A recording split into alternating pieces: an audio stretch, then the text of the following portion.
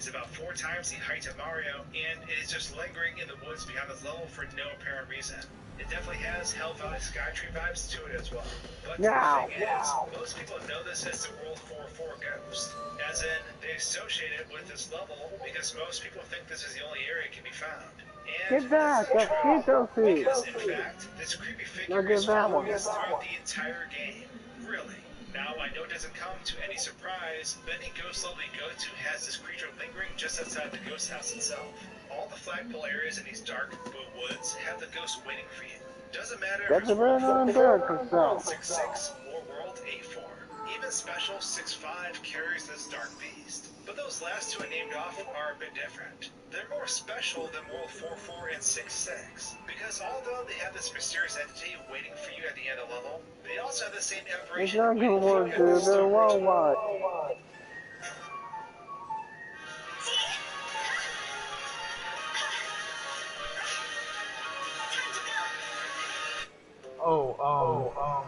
Now trying to get the ghost to spawn here for me was honestly a bit tricky. I actually missed it several times because the camera for the game isn't too good at all. But at the start of these stages, there are 2 windows with light coming in from the outside. Mind you, it's dark and hazy out there.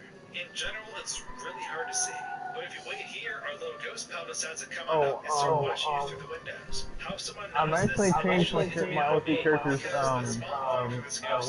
weapon design, by the way. Often point them in backwards. You'd only see them through one of the squares in the window, and even then, it would be small. It took me around 15 minutes to finally catch a glimpse of this guy somehow because he wouldn't spawn with me normally standing in front of the window. I don't know why he wasn't appearing, but he eventually did. Basically, her weapon is dual sides that can click apart, but one side has a grenade launcher like Lord, and one side has a feather cinder. And you know what I call it? What? Get that guy, dude! This ghost in with the Hell Valley Skytrees. But upon immediately seeing it myself, I thought of another weird entity. I call him Grenades and Dark Eye. From the Mario universe per se. Okay. Get those red guys! A few years before Super Mario 3D Land came out, Okay, get those guys, dude! If you boot up story mode, the subspace emissary, there are these ghost-like beings called Flow. I just remember these things freaking me out a ton when I first encountered them. I'm trying to come over here, but those freaking enemies are hitting me down. But circling back to the original figure, though, there's a lot we still don't know. Getting a glimpse with a camera up close only tells us so much, too. Because the figure is transparent, it goes out on details, so our quest goes a bit deeper. This is why I started checking to see how this particular figure was referenced in the files. In Super Mario Galaxy 2, our Hell Valley Skytrees require a skybox object, which was basically a giant sphere with a texture made to it. But this is why trying to find this particular ghost is a nightmare. Going through the 3D walls of the levels, the ghost doesn't appear. I was hoping there's going to be an object that cycled on and off, which would have made this a bit easier. If it is a texture, it is applied to an actual level of the game. There's a high chance this texture actually has a name too. Every other object and material combo typically had names set to the 3D modeler and what they're working with. But combing through all the objects in the game left me empty-handed too. That's fun, man.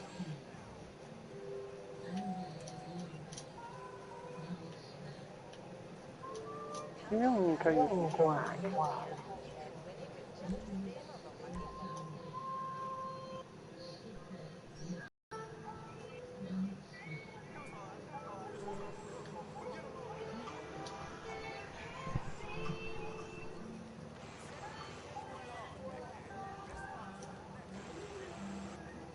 Oh, great, these guys. Our fear was that this ghost was pulled from a combined texture sheet, but I couldn't find it associated with any of the ghost house level files. After looking through files for an hour or so, though, I finally found what I was looking for. Unfortunately, I'm not sure if the name was stripped from the file itself, but I located our ghostly buddy, and it turns out him being shocked was indeed a separate sprite. Mind you, these giant ghosts we see in the game are only about 30 pixels wide and about 9 pixels tall sprite-wise. This is why I lost the subscale version of them look like. Kind of spooky to see that they don't actually have legs at all. But then again, I guess the version ghost in Luigi's Mansion didn't either. The ghost looks like a pale-faced man wearing a long-sleeved dark shirt. Truly something completely outplays given the Mario universe we're in.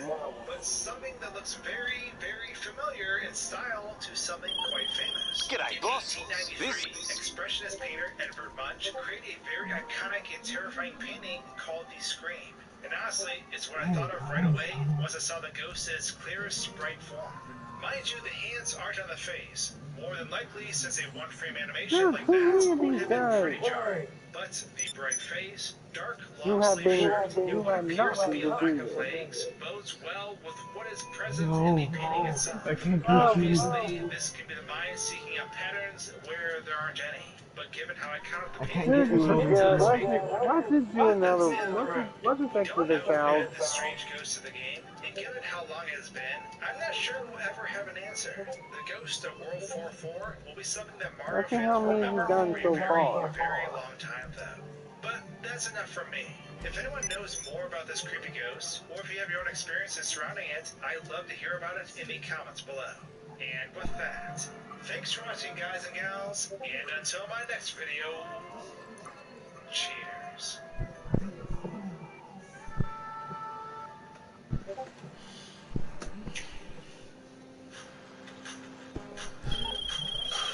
Okay, we need to do something big, something theatrical, something Vinewood, baby. We're promoting our DJ on the side of a blimp. Pick it up and fly it over the city. Everyone will know what's going on here. Checking it. Spooky Easter eggs in Mario games seem to be more common than you would expect. Oftentimes, these occurrences leave us wondering what they're about. And typically, we don't have enough control of our environment to understand what had actually taken place. Whether it be a closer look at the Hill Valley Skytrees or Super Mario 3 Land's World 4 Ghost, there was always so much you could do with your character and in-game camera. Now having greater resources perpetuated further rumors, which is why today, things are absolutely great.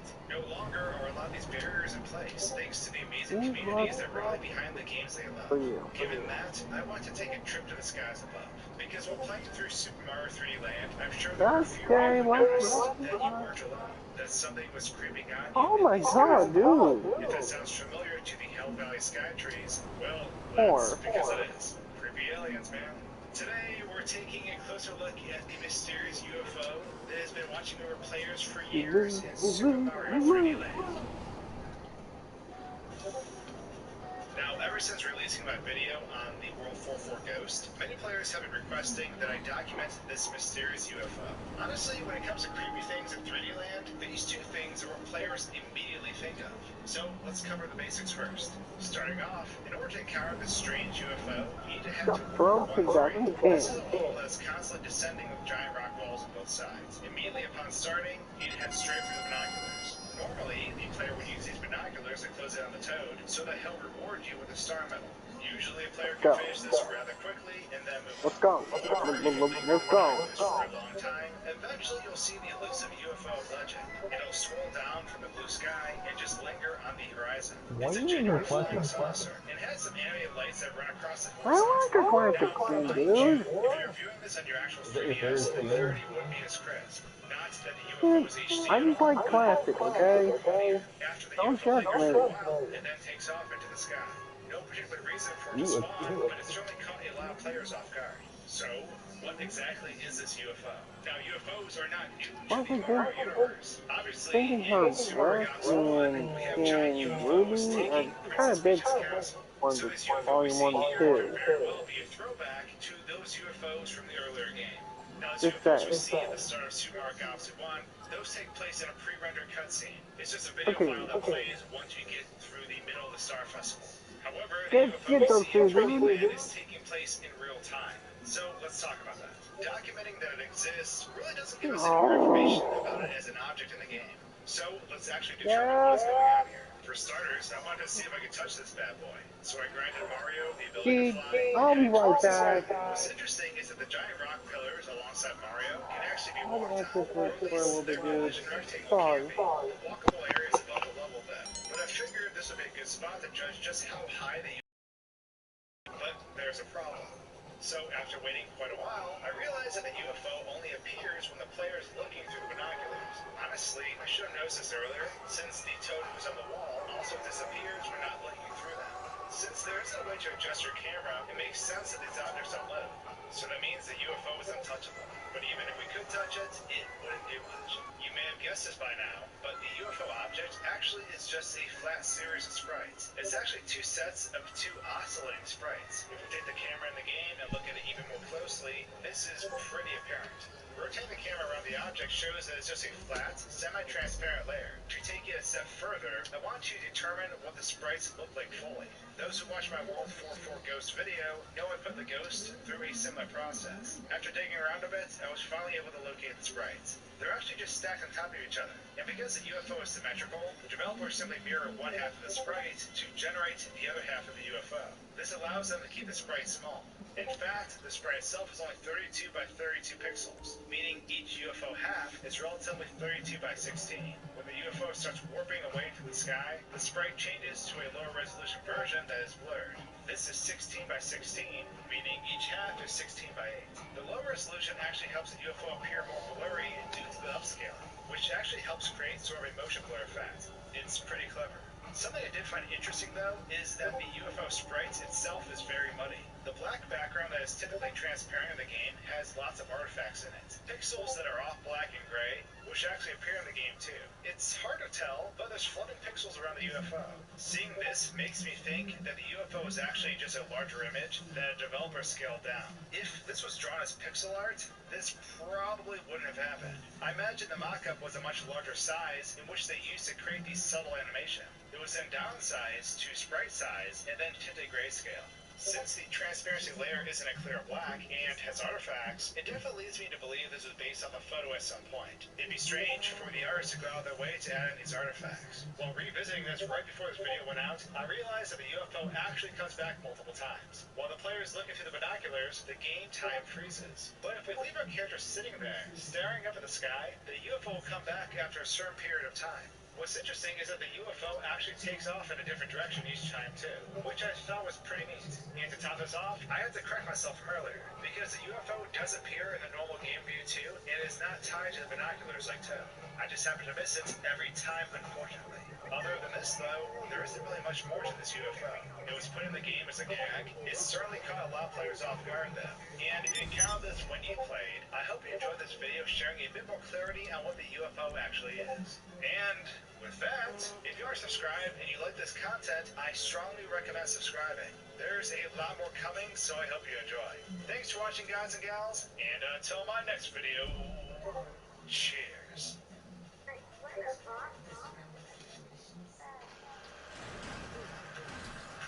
We've been at this for a year. Juggling, struggling, winning, and losing. But the light is ahead, and it invites us not to go back to where we left off.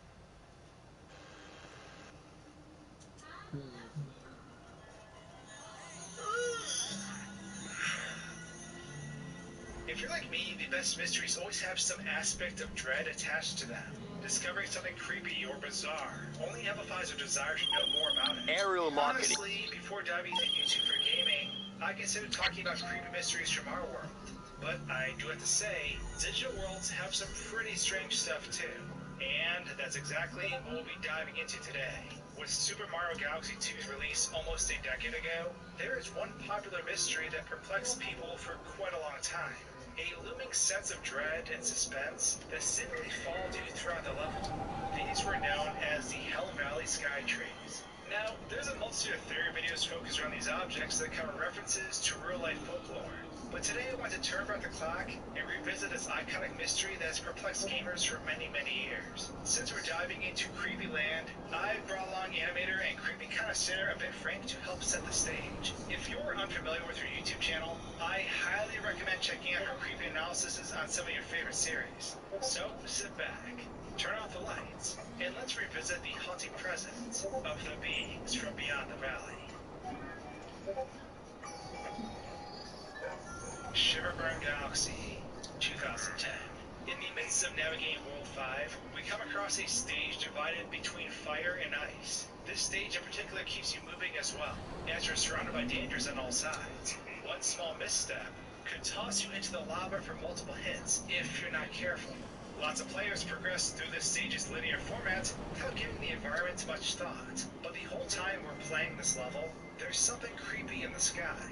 a presence looming above us. If we head into first-person view and look to the canyon sides, at the top of the map are some stark silhouettes looking down at us. Now, it can be a bit hard to see their true form because there's so much heat manipulating what we see through our camera.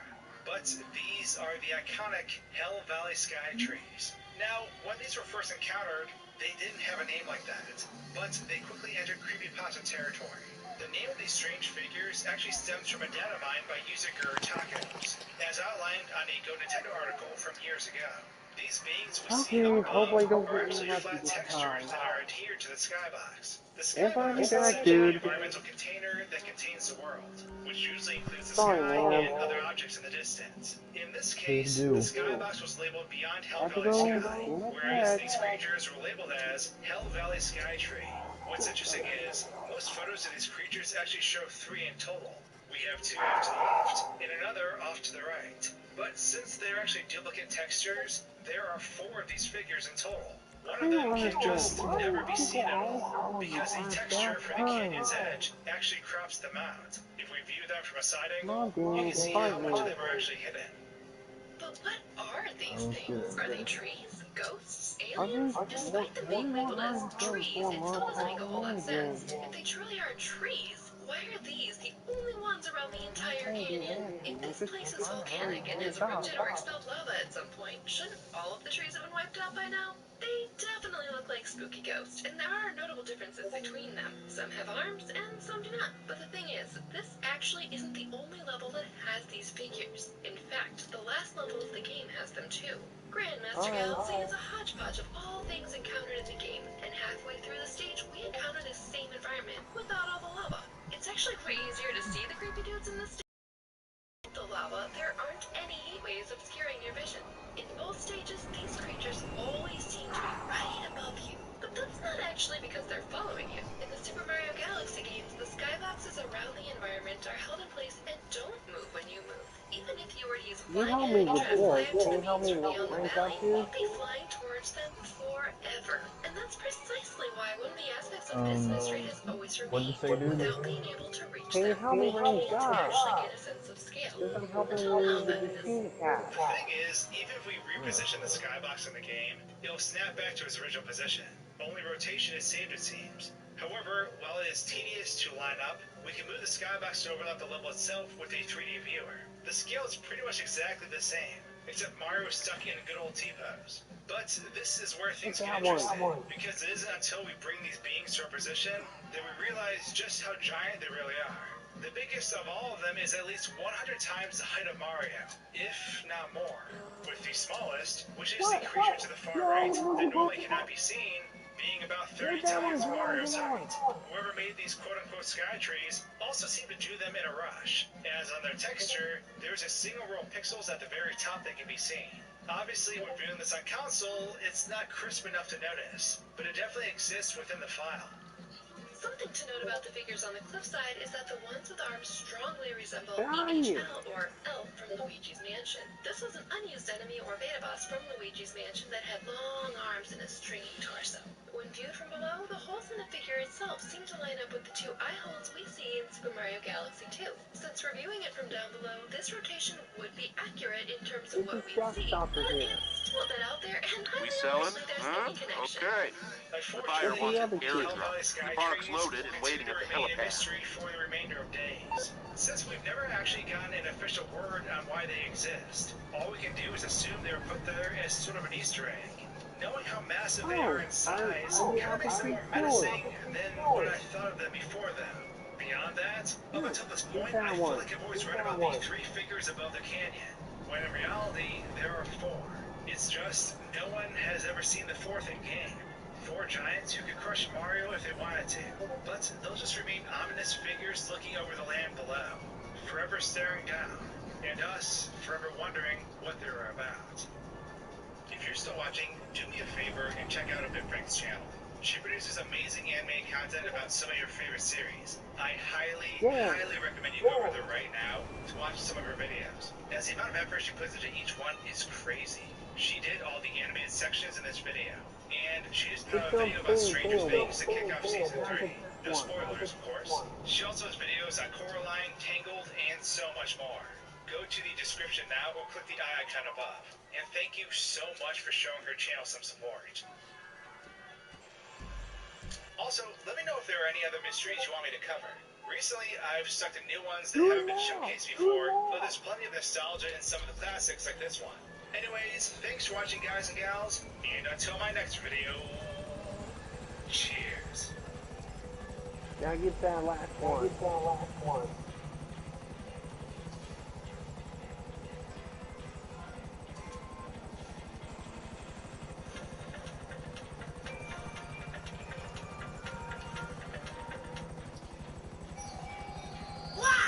Oh shit!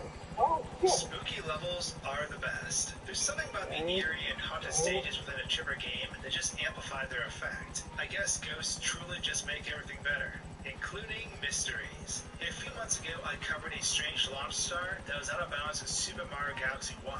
Within Dusty Dune Galaxy was a star that was defended on all sides by invisible barriers, deadly sand, and gravity. Mind you, if you made it to the launch star itself, you were safe. But you see, this launch star is a twin. And while we can't find it within Dusty Dune Galaxy, we can find one lurking within Deep Dark Galaxy. And beyond that, there's a whole lot of other strange things here. So I hope you're ready to blast in the cosmos with good old Swanky, because we have a lot to cover. This is the story of the deadly launch star of Deep Dark Galaxy, a star that grants us something far worse than death. Get this one over here. Deep Dark Galaxy has been something people have been requesting for a very, very long time now. Many players know it holds all sorts of weird things, and in this video, we'll be tackling them. Now, this isn't my first trip into the galaxy covering its mysteries. A few years ago, I actually visited this place on a live stream hunting these very same mysteries. Mind you, I never got to some of them, but that's what's great about going back there today. As a level, I absolutely loved Deep Dark Galaxy. I think it was the juxtaposition of the beach environment with the sinister soundtrack that did it for me. You enter this level not knowing what it contains, and you have no idea how deep you'll be diving once you get beyond the front of the cave, coupled with the twilight sky, and you have something pretty darn special, if I must say so myself. Normally when Mario enters this stage, at least on the first mission, we're supposed to head straight into the cave after opening the door. We dive deep into the dark waters, and eventually find ourselves at a ship within the cavern. How this ship got here is beyond me, as there is no way it can actually leave the area. However, it certainly isn't the only one here either, as we have lots of wrecked ones down below in the previous area. At this point, you typically start the boss battle on the ship, but there is something interesting about this area right above us. If we look outside the top of the cave, we'll see an insanely bright moon directly above. Now, this moon isn't something you normally go to in the game. It's the only planet in this level that is inaccessible. It also only appears on the star, and the Daredevil variant of the star. Why it disappears, I have no idea. It's honestly a huge moon too in comparison to all the other planets, but for some reason, it just pieces out between stars. At this point, you would of course want to boot up the flying mod and take Mario up there, but there's actually a glass ceiling in this cave holding us in. However, if we head back to the small hole above the water area we came in, we can make it up to this moon. Despite how massive of a planet it is, it lacks gravity completely. So, the level's universal gravity takes priority here, and we fall straight down. If we do fall off, we get pulled to the center of the area, which just happens to be the beginning of the cave we just left. We'll clip to the ceiling and be facing our ghostly pirate ship again. While on my quest for this out-of-bounds star, which is actually well beyond where the moon is, there's another neat area the developers left behind. When you normally start the purple coin mission in this stage, you spawn within the pirate ship cave. You cannot go back due to the gate being closed below you. So you spend all your time collecting those elusive purple coins. Side note here, the purple coins music is my absolute jam. Who knew missions that would find soul crushing would feature such a banging soundtrack? Anyways, we're locked in this room, but even though they sealed off the top room, they forgot to seal off the small hole we used before. Using this allows us to get out of the gate of the cave so we can explore the rest of the galaxy. The thing is though, developers just left this place totally unfinished. If we go back to the main area, we can see a unique setup that we normally can't see. That tent-like thing they were building on a previous star is actually built, despite it never being built at all on any other star. It can only be seen in this abandoned world. Lots of the toads here are unfinished too, since they have no dialogue at all. They just give you an empty text bubble when you try chatting with them. However, the captain has unique dialogue that he never says elsewhere in the level. He tells us that he doesn't see any purple coins in the dirt here. Mind you, the player isn't supposed to be out here at all. This probably meant at one point you were supposed to spawn out here, but due to the scale of the level, they probably condensed where the coins were at, so the player wasn't looking in every nook and cranny. It definitely would have felt like a traditional 100 coin star from Mario 64 if they kept it that way. The toads in the diving area and the blue house also lack dialogue, and the purple toad next to the captain talks about his snorkeling certification. Now that everything ground focus is out of the way, let's head into the skies looking for this launch star. The problem with this launch star is that it's extremely far out of bounds, and because of that, it doesn't load in until we get near it, which is a problem because when we get up there, at some point our planet is going to disappear. After flying around aimlessly for a while, I eventually found it. Its location is just beyond the left side of the stage, but it's far enough up that it is actually outside of the first skybox. This level has an overarching space skybox and another skybox that houses the overcast sky. When you travel through the first one, it unloads. It takes a while to get to the star because of how far away it is, but we can reach it if we align Mario correctly when leaving so we don't get lost. However, unlike Dusty Dune's Lost Launch Star, this one is a bit more sinister. Activating the launch star propels us deep into space, and then we just drift. We drift to our death. Now, you might be thinking, but Swanky, at the beginning of the video, you said this star grants us something worse than death. And that's totally true, because death is only the beginning. Because there's something unique about this launch star. Every launch star has a path associated with it. When you view this path from afar, it shows up as a blue streak in the sky. But this path has a unique function to it. When the path is finished, it actually acts as a checkpoint for Mario. If we put this up in an editor, we can see Mario T-posing out in space, warning us that danger is coming. After we die, we respawn at this exact moment, and we fall. But because we weren't launched this time from a star, we don't actually die. We definitely drift for a while, but then something weird happens. Our camera is thrown into a spinning frenzy as Mario is tossed around and around. It's actually really nauseating watching this at full speed because of how fast it happens. So what's going on? Well, when we spawned, our character is in a frozen falling state. We can't spin or move them, but the angle they fall at actually makes us fall into overlapping gravity ranges. We fall perfectly into an area that is basically no man's land, where several forces of gravity are pulling us in different directions. Because Mario is unable to move to correct his position, nor can he spin, he enters a state of limbo where he will be spinning in space forever. When I mentioned a fate worse than death, this is what I have in mind. Being suspended above the level spinning at super high speeds for all of eternity. Quite a bit more sinister than our last launch star encounter. Now, to cap off the video, I actually want to highlight one last thing here. Many people have seen these regions in the game and often ask me about them. Sometimes when you're playing Super Mario Galaxy, you'll see these weird squares way off in the distance, and it's confusing to see. The truth is, what you're seeing are the underground pipe areas. They get placed extremely far out of bounds, but if you get close enough, they load in. Those circular or square rooms are kept in a black void that either takes the form of a sphere or cube, and that's what you're actually seeing. Just thought I'd address that since it isn't too far from where this launch star is, and you may have seen it while Mario was spinning like a madman. And with that, normally at this part I make a clever remark, but today I just want to tell all of you thank you for watching my content. I get to do this every day only because of your support, and it truly means the world. So thank you so much for watching, and until my next video, as always, cheers. Get back here!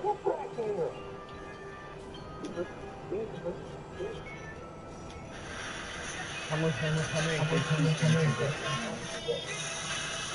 almost there, dude. I think about, I can't even count, dude.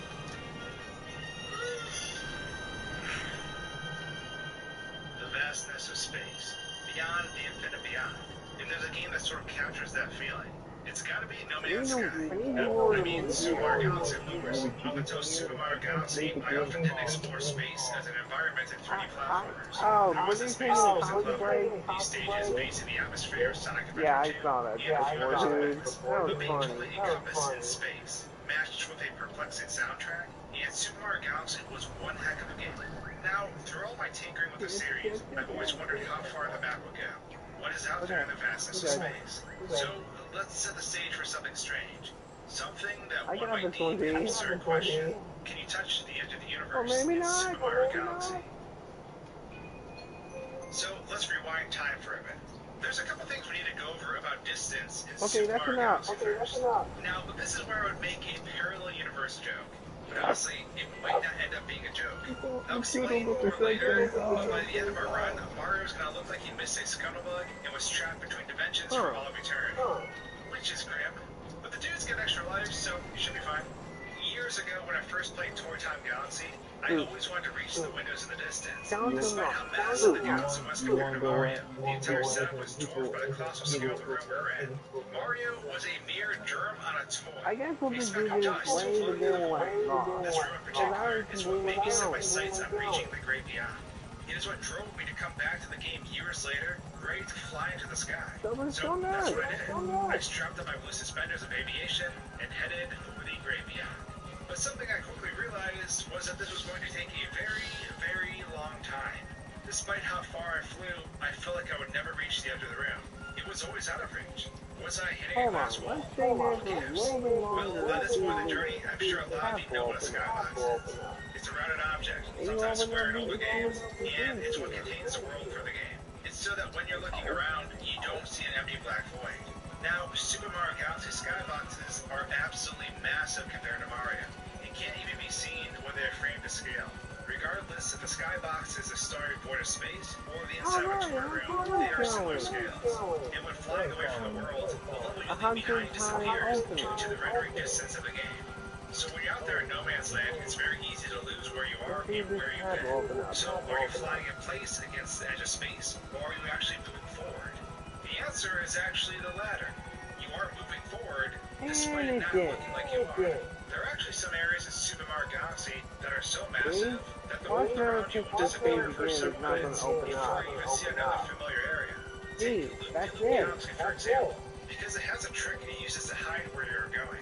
If you break out of bounds, you can avoid getting on the manta ray and actually head out past Let's not pick this stage again. Fun to mess around with this area because you normally can't be over here unless you're on the manta ray. However, without the manta ray, you can't walk to the next area that you can only go to with the tunnel. Unknown to most players, the second half of Loop Galaxy is actually stored off to the far right, miles and miles away. It would take Mario over 10 minutes if he tried to walk there, possibly even longer. The racetrack is so far out of space that in order to even find it, you have to check your route with a 3D-level viewer before even attempting it. It's basically like firing off as a bullet into space and hoping you pick the right direction. If you didn't, you'll never see the level, and will second guess if you passed it up or chose the wrong path. When navigating it the first time, it took me several tries, because it can be distracting avoid not knowing where to go. If you play a card though, you can reach the racetrack without the manta ray. You're free to swim around and dive underwater, which you normally cannot do. You can also visit the penguins, which have never been visited before.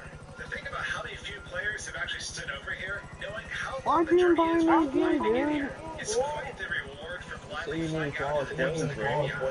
Loop-de-Loop contains one of the farthest areas separated by distance within the game. The developers really went the extra mile to put it out where no one would ever find it. Well, besides us, of course, because we're here enjoying the summer weather.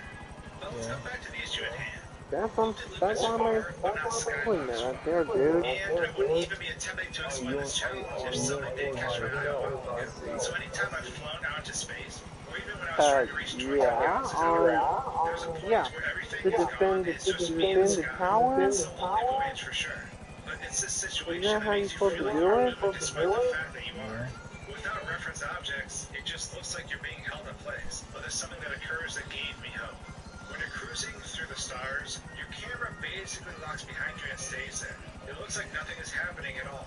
But if we move it up towards our player and give us a side-by-side perspective, we can see our character advancing almost the distance of a pixel every so often.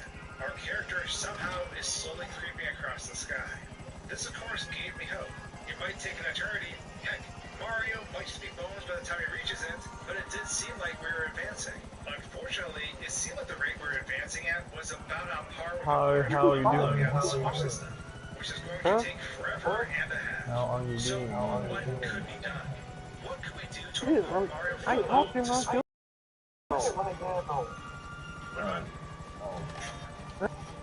Listen, dude.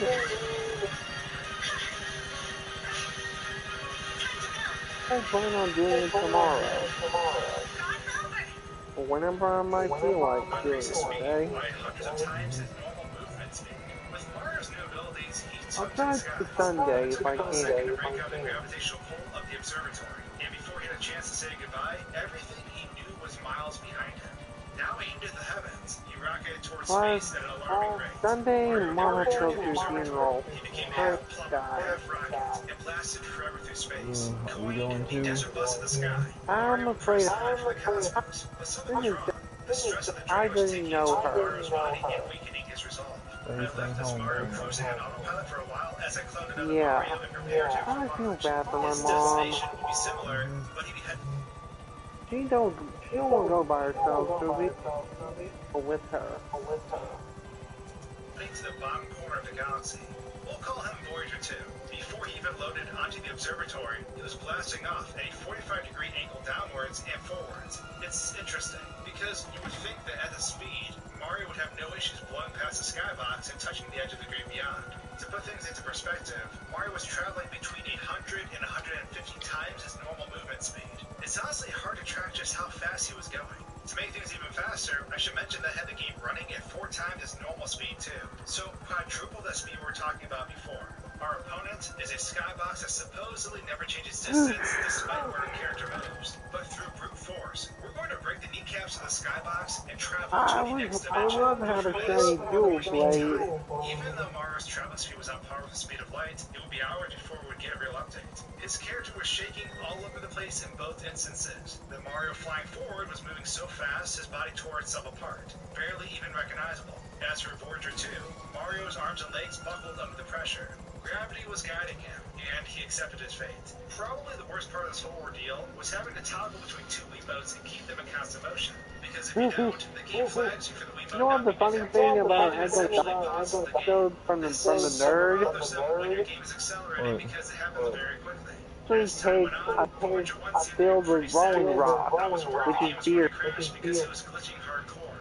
We were now an hour in, and honestly, not much had changed. and Voyager he's 2 was still screamed, inching towards the and edge he of the was universe. mad. I could tell distance was occurring because I needed to keep He readjusting my actually camera brings slowly to keep up with a Mario. can The out steep turn in the brought the water. skybox closer. Mind you, I mean it wasn't a huge underwater, change, dude. but it was still progress.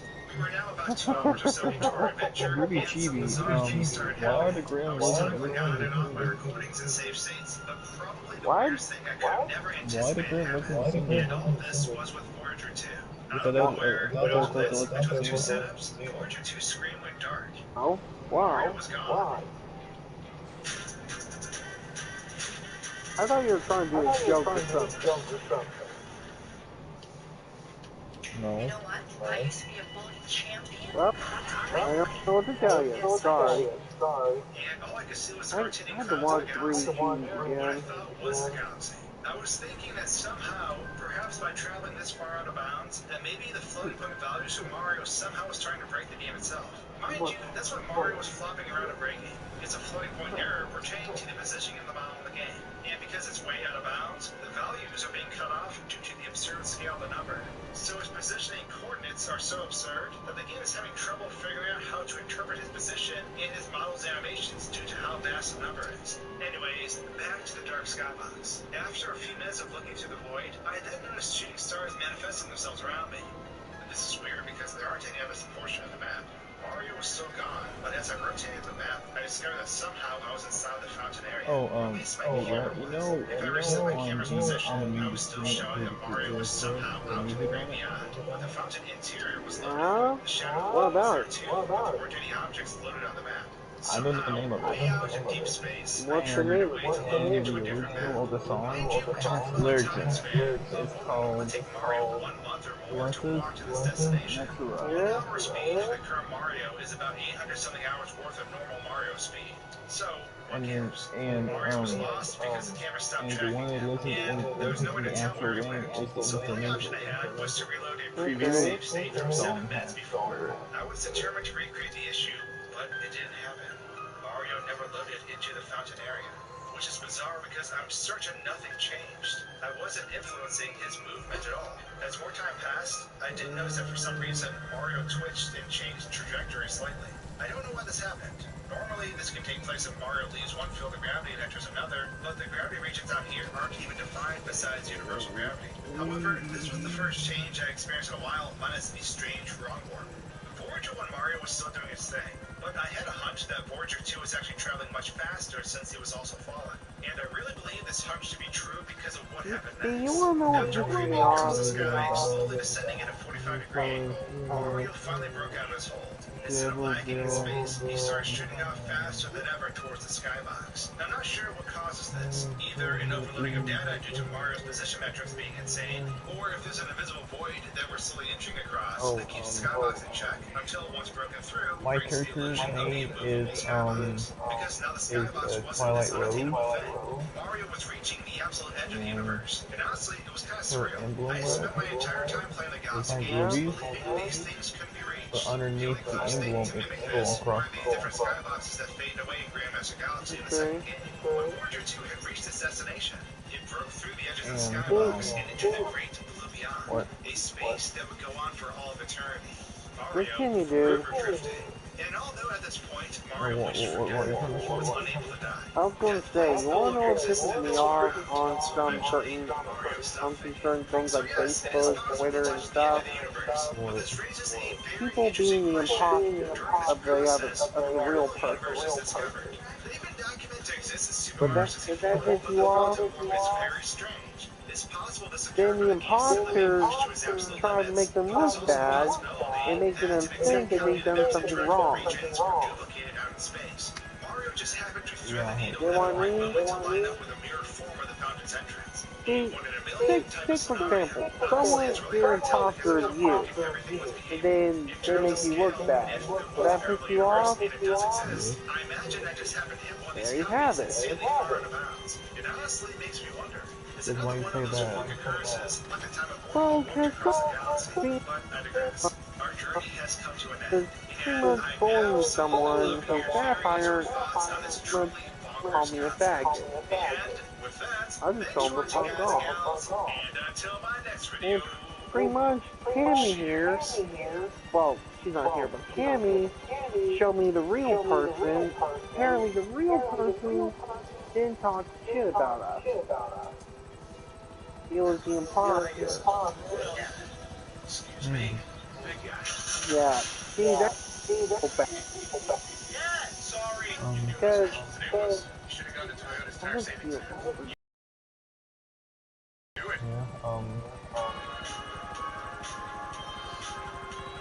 And there's another thing about my character, that she's also a fawn. what, a faunus? What kind of cat? Yep, cat. She has cat ears, It's a surprise at the Star cat feet, Festival, and and of a tail. course the amazing music that goes along with it is one of my favorite places in Super She Mario doesn't Galaxy. wear no There's just claws. something so welcoming Her about claws it, are but I'm so purple. sad Her because it feels fur like is you black. never get to go back here again. Once we beat the game She wore 100% the same, with Mario and Luigi, she wore the same realized style as this wasn't Ruby, true. but But prior to more that, like You look at black. mixture of Ruby and white. this was our grand launching point. The place where Mario moved into a territory that was no longer the flat ground we knew. There Purple, was black, certain and magic what's her to feeling like personality? we would when Mario headed toward the cosmos and never looked back. And that's exactly why this place fascinated me so much. It was such a vast level that seemed to go on forever. And once we make our way halfway through it, everything pristine about this place shatters as chaos rains down from above. Now this change in scenery has caused people a lot of intrigue over the years. And it's typically been the one place I see popping up all over my comment section on any Mario Galaxy video I've made. And this is why. When the scene changes over, there are toads that don't make it out of this ordeal like the game. With Bowser begins firing his warships from above, assaulting the entire area. During the cutscene, Mario begins running frantically through the village, and we can see a few toads get zapped by electricity or some sort of energy that causes them to crystallize completely. When we exit the cutscene, we can even hear a toad nearby say that their buddy is trapped in that crystal thing. But there's nothing we can do to help them. We run to the castle to save Peach, and Mario gets caught up in the crossfire as the castle takes to the sky.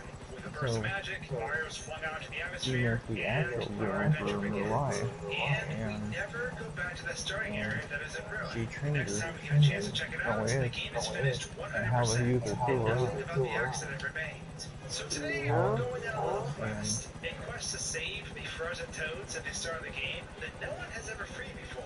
Because it's certainly not as simple as walking after them couple and years shattering their before casing. It's actually a Ruby pretty attended complex Jenkins, process. So sit back the and academy come with me on a graduated, journey across the vastness of space and to save these little dudes that every player left behind.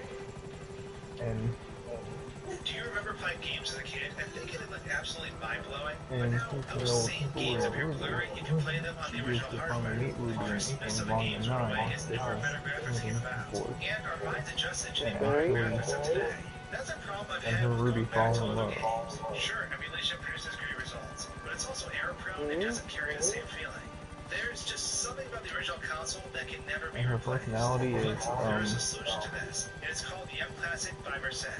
The M Classic is the world's first and only HDMI plug-and-play graphics kind of processor think for a little bit nearly more every platform. You can use Ruby's it on older consoles or even modern ones like in the Nintendo games Switch to upscale and don't sharpen mix graphical together resolution to as her make your gaming personality. experience better than it was before. Okay. Let's She's game soft, games on the she's native cheeky, hardware, but enhance the quality to she's 1440p HD. The M Classic has you covered when coupled with a standard composite to HDMI converter, she likes and it having will a good preserve the time. correct aspect ratio while retaining the See, existing low-res you footage see, to a right? higher resolution with its upscaling algorithm. You can Or even do use it on your Switch to make the image look sharper than it She did basically before. kind of All like of this with no additional latency. Prior to using the M Classic, I actually used Marseille's previous personality gaming is kind of product, clean. the M Cable, to improve the look of my okay, Switch she's games while creating bisexual, YouTube right? videos. It worked great Yes. for movies and anime as well. And the M Classic is a new and And improved version of that. and With the M Classic's ease of use, and coupled with 3 different settings for normal and unenhanced kind of outputs, her enhanced also 16 part by of the 9 backstory outputs, and is enhanced her retro outputs, it truly is a that's versatile basically product. So if you want to enhance your gaming last experience turn with your newer in consoles, or her put a fresh coat of mentor paint on the games you love eyes growing up, gouged out you by can grab Troy, yourself an M Classic by clicking the link in the Ooh, description below. If you hurry now, you can and use that's my why she special has code those SPIKYBOX to get 50% mechanical off for the eyes. holidays and Black Friday. huh. With that said, I want to thank Marseille And for sponsoring this video and supporting me as a creator. The so, Frozen Toads of the Star Festival. So once you there's heard about something very that, important that needs to be said about the stage. This is the you only voted level in the herself game to where be the Luma next is not with Mario at some point. Reaper. Mario doesn't meet Rosalina and Luma until Gateway Galaxy, Oh, which is okay. the tutorial level right before we come to the observatory for the first time. Without Luma, we And don't when she have our finds spin the ability yet. skull, And without our spin, we're unable to free any toads at the Star Festival. Okay. This is why this whole ordeal is a tricky situation, because plenty of players have and wanted to basically free her these hoodie toads and see what they is have the to say. same like Ruby's, Unfortunately, the but only way to bring a it crystal in has the gold, game it is has to utilize bones on Mario's it, spin.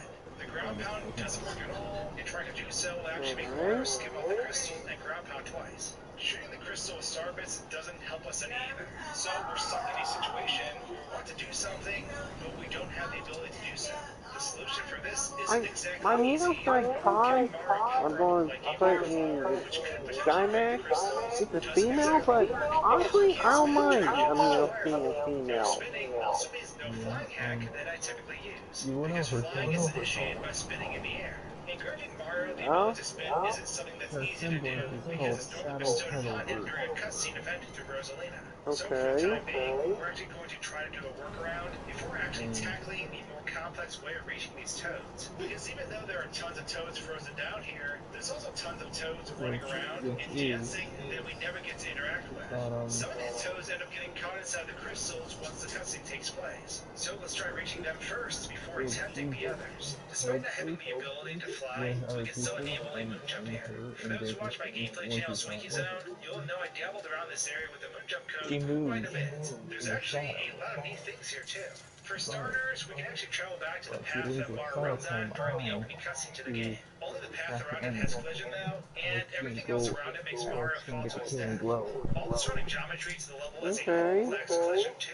You'll fall through the sides of the level, the water, the warships, etc. When the scene change does happen and the attack begins, we can use the moon jump to travel over the fallen tower that blocks our path. Doing so lets us get back to the starting area where we can talk to the toads here.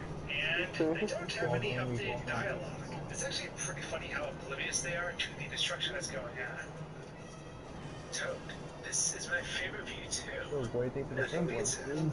So, reaching the other side of the level without triggering the cutscene is actually a pain even with a moon jump. The problem with our moon jump code, when only affected by universal top-down gravity, is that our momentum slows to a crawl once our jump has been hyper-extended. Mario starts out with tons of forward momentum, but all this momentum is converted into forward momentum the longer we fall. So basically, we inch forward super slowly and we fall like an anvil. So it takes a good 5 minutes or so of just moon jumping to get to the castle area because of the distance. Once we are over there, the area is under attack, but no warships are present. The cheerful Star Festival music still plays too, but unfortunately we run into another problem here. Initially, when tackling this area, I was under the impression that the loading zone for the cutscene only tripped near the front of the downtown area. However, it's actually the entire area of the town and beyond it. Yeah, dude, if I find you glaring now, I'm gonna tell you this right now. I don't think you'll be able to evolve into that other So even a backdoor method does allow us to interact with the toads before they get frozen. I'm not gonna give up that easily though. Trying to reach these toads in an unaltered game stage was ideal. because you have to level up to 28. Teleport all the toads to the start of the level. You'll be like above 60. With this in place, we can now see all the toads who are spinning and sitting down in the area. And interesting enough, That's what you're wrong about. the ones we can never talk to say the same things that the talkable toads do. The game developers never bothered changing these things out because it's technically impossible to access these toads. But there's something we have to understand about this whole area though. Even though these toads look like the ones that That can't be possible. But just in case, one set of objects and assets unloads and another I one loads just in. think Think of it as that like a giant switch that is pulled that can only be pointing to one set of 3D assets at a time. That said though, who are these toads who are still stuck in the crystals? If we know for a fact that the toads from this area actually unload, then what is the story with these other toads? We still don't have a method to free them either. So I hit cancel. You doing this? This product's in the back of the truck and ready to move. Get it to the buyer, and you're done. towards the North Bob is not giving it an effort stone. At this point, I started to brainstorm some ideas Hey, about Don, how this that could Bob be was still the same, dude. Really, there are only two ways this The could effort possibly be done. stone. Both involve Mario getting the So spinability. do not There are two different let hold approaches the to effort this. stone, Either we dude. bring Rosalina here for the Star Festival, or we reprogram a launch star in You the hold game it, to set you're us gonna back to the beginning regret of the the day. game. You're Neither gonna of these are regret. really easy though, and bring about a lot of problems. No, I was able to get Rosalina to load in I just wanna do fine this. into the Star Festival at the start, but talking to her was a different story. Okay. This caused the game to crash because she's not the only object we need here. And not only that, but I made some other mistakes as well. I reached out to Oh, Captain shit, Butt, that's who what. is pretty savvy with Actually, editing I the game, need but he to. ran into some issues as well. He did discover something neat though. What's interesting is that we never actually talked to the Rosalina that is at Gateway Galaxy. When we approach her, a cutscene starts, and we're given the spinability. She then disappears in the cutscene. Because of this, you can't actually approach her. But if you do talk to her, she speaks to you in Japanese, despite this being the English version of the game. Hey, dude, wanna hear my gigantic cry impression? When Rosalina was moved to the Star Festival without the cutscene, we then Meow, talked to her meow, and see what she meow. actually says. And it translates roughly into the phrase in front. And depending on the context, could mean the one standing before me, which is pretty interesting. Unfortunately, moving the other assets over to this level is a bust, because they're hard code to respond specifically to that level, and the files that appear with it. So moving the cutscene over to grant us the ability didn't work. Moving up the other attempt, we run into a similar problem. Redirecting where the launch stars warp us to, when it comes to transitioning maps, falls under ASM editing, as in assembly editing, which is on the more difficult side of things. The idea was to replace the final Star Festival launch star that you get for 100% clearing the game with the one that takes you to the first scene of the game. After some tinkering, this started to work, but the level it loaded contained absolutely nothing. It was an empty void except for the map itself. So both of these had to be crossed off the list. It looks like, at the end of the day, since I don't have the capabilities to hardcode the spinability to activate, we need to take the fight to another galaxy. So after analyzing the crystals in the game event, I realized that all the crystals have a parameter set to them, so they can contain objects. Sometimes this is set to be star bits or other items, but there's a field that determines what color a toad will be if they're stuck inside a crystal too. This is how all frozen toads in the game are set. With this in mind, it's time to go back over to the area that started this whole hunt in the first place. A while ago, I released a video about 3 desolate moons in Super Mario Galaxy. If you haven't watched that video, I recommend giving it a whirl sometime. But these these moons have tons of crystals on them that I thought had toads in them at some point. It turns out they don't, but this also makes it the perfect place to recreate the setups for the Star Festival. So I hijacked some of the crystals on these planets and converted them to toad stasis chambers. Then I flew to these inaccessible planets and visited my frozen comrades. But what I encountered was something I didn't expect at all. When I went to go free a toad, well, this happened. I shattered the crystal, and no toad was found. I heard toads getting noise, but didn't see him anywhere. So I slowed down the game's engine and pulled the camera out. I thought toads would be lost in space after the crystal was shattered, but I was dead wrong. The truth is, freeing the toads from these crystals actually killed the toads inside. They aren't launched anywhere. They shatter to pieces, and those pieces are sent flying. Every toad I did this to ceased to exist upon impact of Mars' Looks like you're right, dude. So, those Star Festival toads would wander free, even if we didn't get this Drop the ball. we wouldn't save them. We would destroy them completely, which makes the story of this toad worrying about his buddy that much more tragic. Dude, you're right. You got the bomb whenever it's leveled up. What's happening here? Even Because if it's already high level. you can free trap toads in Space Junk Galaxy and they don't die. What gives? And you're absolutely right. But that's because those toads are different. If we take a look at Space Junk Galaxy, Oh wow, you'll see that's so cool. inside of them. These toads are actually two separate objects. When Mars shatters a crystal, the I'll toad have inside the crystal actually gets erased from show you an existence. image of This this. then triggers the other object, Berserker which is the similar color Shining chokers to the same Form. location to jump upwards and start their animation. It's a two-step process. But the thing is, because the developers knew Mario would never spin at the first iteration of the Star Festival, they never bothered to finish the cycle. So when the crystal shattered there, those toads are gone for good. The second part of the process doesn't exist, and the follow-up objects were never put into place. This So coming the more. request to save those toads at the beginning of the game, Talk the request everyone has been asking for quite a while now, doesn't really have a happy ending. All these toads died, so press F in the chat fam. They're gone forever, but we'll always remember them. So, it's been about 2 months since I originally tackled this video, and while getting the assets to make the thumbnail, I sort of thought of something that I should have tried before. So back when I gave the Fire Flower to Mario, which couldn't be utilized because he couldn't spin, I wasn't thinking that the invincibility star in the game is constantly doing damage when it touches things. Generally, when I the don't really I'm used to understand. running into enemies, but I never thought It's to the ones practice that spin it this. towards you. So I took the star and gave it to Mario in the Star Festival. Oh, and those with this things. The invincibility, pig. I proved the concept that the toads do indeed Oh, die when okay. these crystals are broken. By touching them with the invincibility star, it acts as if they're getting hit by a spin attack, and they break open, and the toads are gone. They shatter into tiny pieces. So yeah, we finally got there, despite this being 2 months later. As I I was can recording just this video, one as I was shiny making the thumbnail, I decided from to try your this own thumbnail, video? and this is the update for that. So yeah, freeing the toads actually kills the toads, regardless of what you do. And with that, thanks for watching guys, despite how grim that turned out. And until my next video, Yeah, I actually caught the normal. I actually caught the shiny meow. And I really didn't expect that, dude. No joke.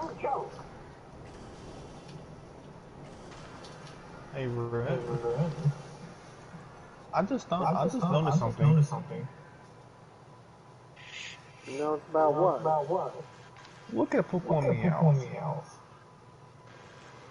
Meows is the only Pokemon that has more than one type.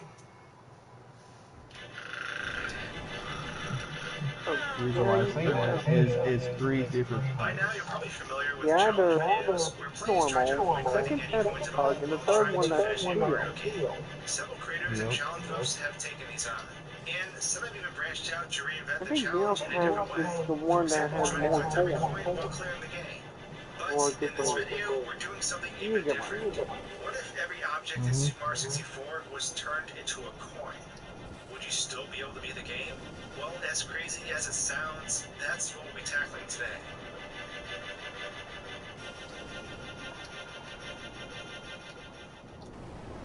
Now, first things first. We, of course, need to lay down some ground rules. Diving into a challenge with this complex needs to have some logic in place to make sure the game isn't just busted right off the bat. So let me define what an object is in regards to this challenge. This challenge will change every enemy, instance, platform, interactable object, NPC, pole, camps, etc. into a single coin. So, what you might see are levels that have sections missing, and others that don't. This is because that section of the level, like in Lethal Lava Land, is actually an object placed in the game, and not the map itself. Think of the map as the level and collision that everything takes place on. This is a 3D model, and then assets like enemies, floating platforms, etc. are added to populate that map. The majority of everything that loads on the map will become a coin, although there are some exclusions. Trees and doors will not become coins. Assigning a coin value to a tree breaks the game, or at least with my 20 IQ it does. Doors remain untouched as well because if doors were transformed, two things would happen. One, you'd be able to enter any level without even having to collect stars. And two, you'd be stuck on the first floor because the loading screen doors will be gone. Thus, the game will be over before it began. However, there are some other immunities that we need to talk about. Anything that has a star container, as in something that physically has a star inside of it, is immune. Unless it requires an additional object to get into it. You know what I realized In that case, both objects would become coins. You know how James has it, right? However, NPCs that spawn stars are not immune. So Weaving. Penguin and Mother are James, coins because one without the other is useless. right? We'll go over more details as time And it goes has on. a different But the form. last thing we need to cover is Bowser stages. Bowser stages have There's a level one of immunity Pokemon to them that because doesn't they have are a the different only linear form. stages in the game. Arbor. Those stages That belongs to Jeff. Because the buyer wants her car to bike into the back of a truck. It's good to go when you are. You realize that? Once we get to them. Know that these rules will be analyzed again at the end of the video to make sure all logic is accounted for have and the fair. building If you point. feel something is off, In hold on fact, to I that think thought the until the end Arbor when we reassess things. I am Now part this of stage is set. that. Of course, Origin needs someone really good to ensure the challenge goes as far as it can. How And about the it? goal is to see if beating Super Mario 64 is possible. We need to be playing at peak performance. Happens with And games like probably Power only an Week average or slightly above average player. scoring That's why I've weekly. enlisted the help of fellow Minus World member Simple Flips to take on the charge. Given his 7,000 IQ when it comes to Super Mario 64, I feel he's the man for the job. But is the game beatable? Let's find out. So how this is going to work is we're going to tackle this stage by stage, star by star. This makes it easier to check out which stars are possible and which are not. The beginning of the game is really only what influences what levels you explore, and as you continue on, it's only gatekeeped by a total star threshold. Because of this, the first few levels may seem like smooth sailing, but things are going to get much worse as time goes on. I highly recommend sticking around to see all the crazy things that will take place. But with that said, let's jump right into the bomb battlefield. Most players go for the chain chomp star right off the bat, and they either ground pound the stake into the ground, or if they're a speedrunner, bomb clip through the door. However, because the bomb, chain chomp, pole, and even the cage are coins, you can just grab the star. And that's going to be a repeat theme for easy stages. But as time goes on, things get harder. King of Bomb is pretty much the same, except all hazards in the level leading up to him are coins. You quickly defeat him to nab another star. Because the cannon is a coin and so are the pink bombs, before they shoot to the island of the Sky Star, you actually have to have a well-placed long jump from the top of the mountain to get over there. Finding red coins isn't too difficult either. However, this is where it gets problems. Trying to load Star 2 actually results in nothing, because both Koopa the Quick and his flagpole are coins. This means the star cannot be completed. Need to fast forward a bit, because all objects are coins, that means all cap power-ups are coins as well. So Mario Wings to the Sky cannot be finished. Even if for some reason you try to do it with a cannon, which is a coin too. With all these coins in the sky off limits, that means the 100 coin star isn't obtainable because the amount of objects trading off to become coins still aren't enough to pull us out of this coin deficit. So that gives us 4 stars that are obtainable and 3 that are not. Let's swing on over to Lost Fortress now. From here on out, levels have cliffs become more difficult because assets that would have normally been there are now replaced with coins. So, what stars are possible here? Never mind. Lost Fortress, surface, and geometry are missing. But because the overarching map allows so much collision in these areas, you can walk on invisible surfaces. However, the emerging and flooding islands above the fortress are objects, and the star converter to coins. Chip off launch block is still pretty much the same, except you won't be able to take the rotating platforms up there. There's plenty of other ways to get up there though, and if the game is worth example, collecting the A-Ray coins in the level is still possible despite the rotating platforms being unloaded. And so is collecting 100 coins and giving all coins being really off limits. The fault of Case Mode is normally a star you either use the floating islands or hoot the owl to get. But because they're coins, you have to do something different. In order to get over here without them, you actually have to load Star 1 again and use King Bomb as a platform to jump into the cave. Anyone who's watched a speedrunner knows that the blast away the wall star can be gotten without actually destroying the wall. So that one is a pretty quick grab. Same with shoot into the wild blue. However, once again, we're left with a situation where another star on the stage cannot be collected. Because Star 2 normally loads a tower on top of Watt's Fortress, which shows you reach a star, this is an off-limits star. Everything associated with this tower is an object, and thus becomes a coin. There's no way to reach the star way above the stage because of this. This leaves us with 6 obtainable stars and 1 that isn't. So far, we've had some pretty good odds, but we won't have good luck forever. Before jumping into the next full level, let's knock out Peach's secret slide. Both the timed bonus star and the normal star at the end aren't affected by the coin mod, so these can be collected as normal. Same goes for the A-Ray coins on the wing cap stage. But the wing cap switch is a coin, so wing cap is eliminated from the game. We've been at this for a year, but the light is ahead, and it invites us not to go back to where we left off, but to break through. This is our moment to build something new. Okay, let's jump into Cool Mountain, which isn't too terrible given the rule change. Right off the bat, Little Penguin Lost is unobtainable. Because the baby penguin is a coin, the star cannot be completed. Because of that, the adult penguin is converted to a coin as well. Slip sliding away, the first star can be obtained as usual by going down the slide. Wall kick's work is pretty standard too. Just jump off the mountain to your death, pull back, and then wall kick for your reward. Collecting 100 coins is certainly possible, and the change elements don't pose much of a challenge, as does collecting all the red coins in the stage. However, this is where the negatives start adding up. We're already down 1 star due to the baby penguin, and because the penguin moved to the slide as a coin, that means we can't complete the big penguin race. Because slip slide away and big penguin race can't be finished, that means Snowman's lost his head can't be started. Even if you could, it'd be a coin anyways. This gives us 4 stars that are obtainable and 3 that are not. Now, this is where our bad luck starts. The red coins in the secret aquarium are obtainable as normal, so that's an easy star. But Jolly Roger's Bay isn't so merciful. So the problem with converting everything to coins is it includes the entire ship and eel as well. So right away, the first star in the level is obtainable. Instead, we have to go into the cavern and grab the star from the treasure chest within. Because the treasure chests are star-located, and because all 4 spawn from 1 object, they are immune. Dude, I said hello. Things are looking grim. Hello, Red. Big slap, Red. Yeah, I say hello There's to no way to him. get the red coins in the sky because the floating ship can never spawn. Even if it could, it'd be a coin. 100 coins is definitely possible. And not too difficult, seeing as every rock in the level has become a coin. They are all over the place. Oh, but my precious bundle of all the poles are converted to coins. The pole geometry will be there, but Mario will pass through it. This is because the poles are baked into the actual 3D model of the level, and a climbable pole object is loaded on top of that. That object is turned into a coin though, but Jolly Rogers has a special set of poles he uses here that actually can be used to get the blast the stone pillar star. Despite not being able to grab the pole and trigger the climbing animation, these stalagmite-like structures can be walked up by stuttering your walk in a manner that prevents Mario from sliding. Once at the top, you can jump over and grab the star, but that's it. Because the first star I got plenty of firepower. You can't change the state of the level to load up the different scenarios. Through the jet stream is something that's supposed to require the metal cap to get, but it actually can be collected normally by a specific swimming pattern. But because the stage can't unload the sunken ship, none of these things exist.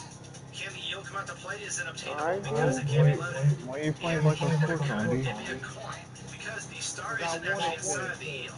It's outside of it. This gives us 3 stars that are obtainable, and 4 that are not. So that's stars to the mix. We have a grand total of 21 stars from the first set of levels So in the funny. game. 11 of those first stars are original team, which leaves us at 65.5%. Whoever made this If wonderfully, this pattern is mimicked throughout the rest of the whoever game, made this you would see the rest of the game is monstrosity, beatable, since the who estimate made would be this 78.75 monstrosity? stars. I'd like to know his Things name. can certainly change. I'd love to compare Enter Bowser in the notes. Dark World.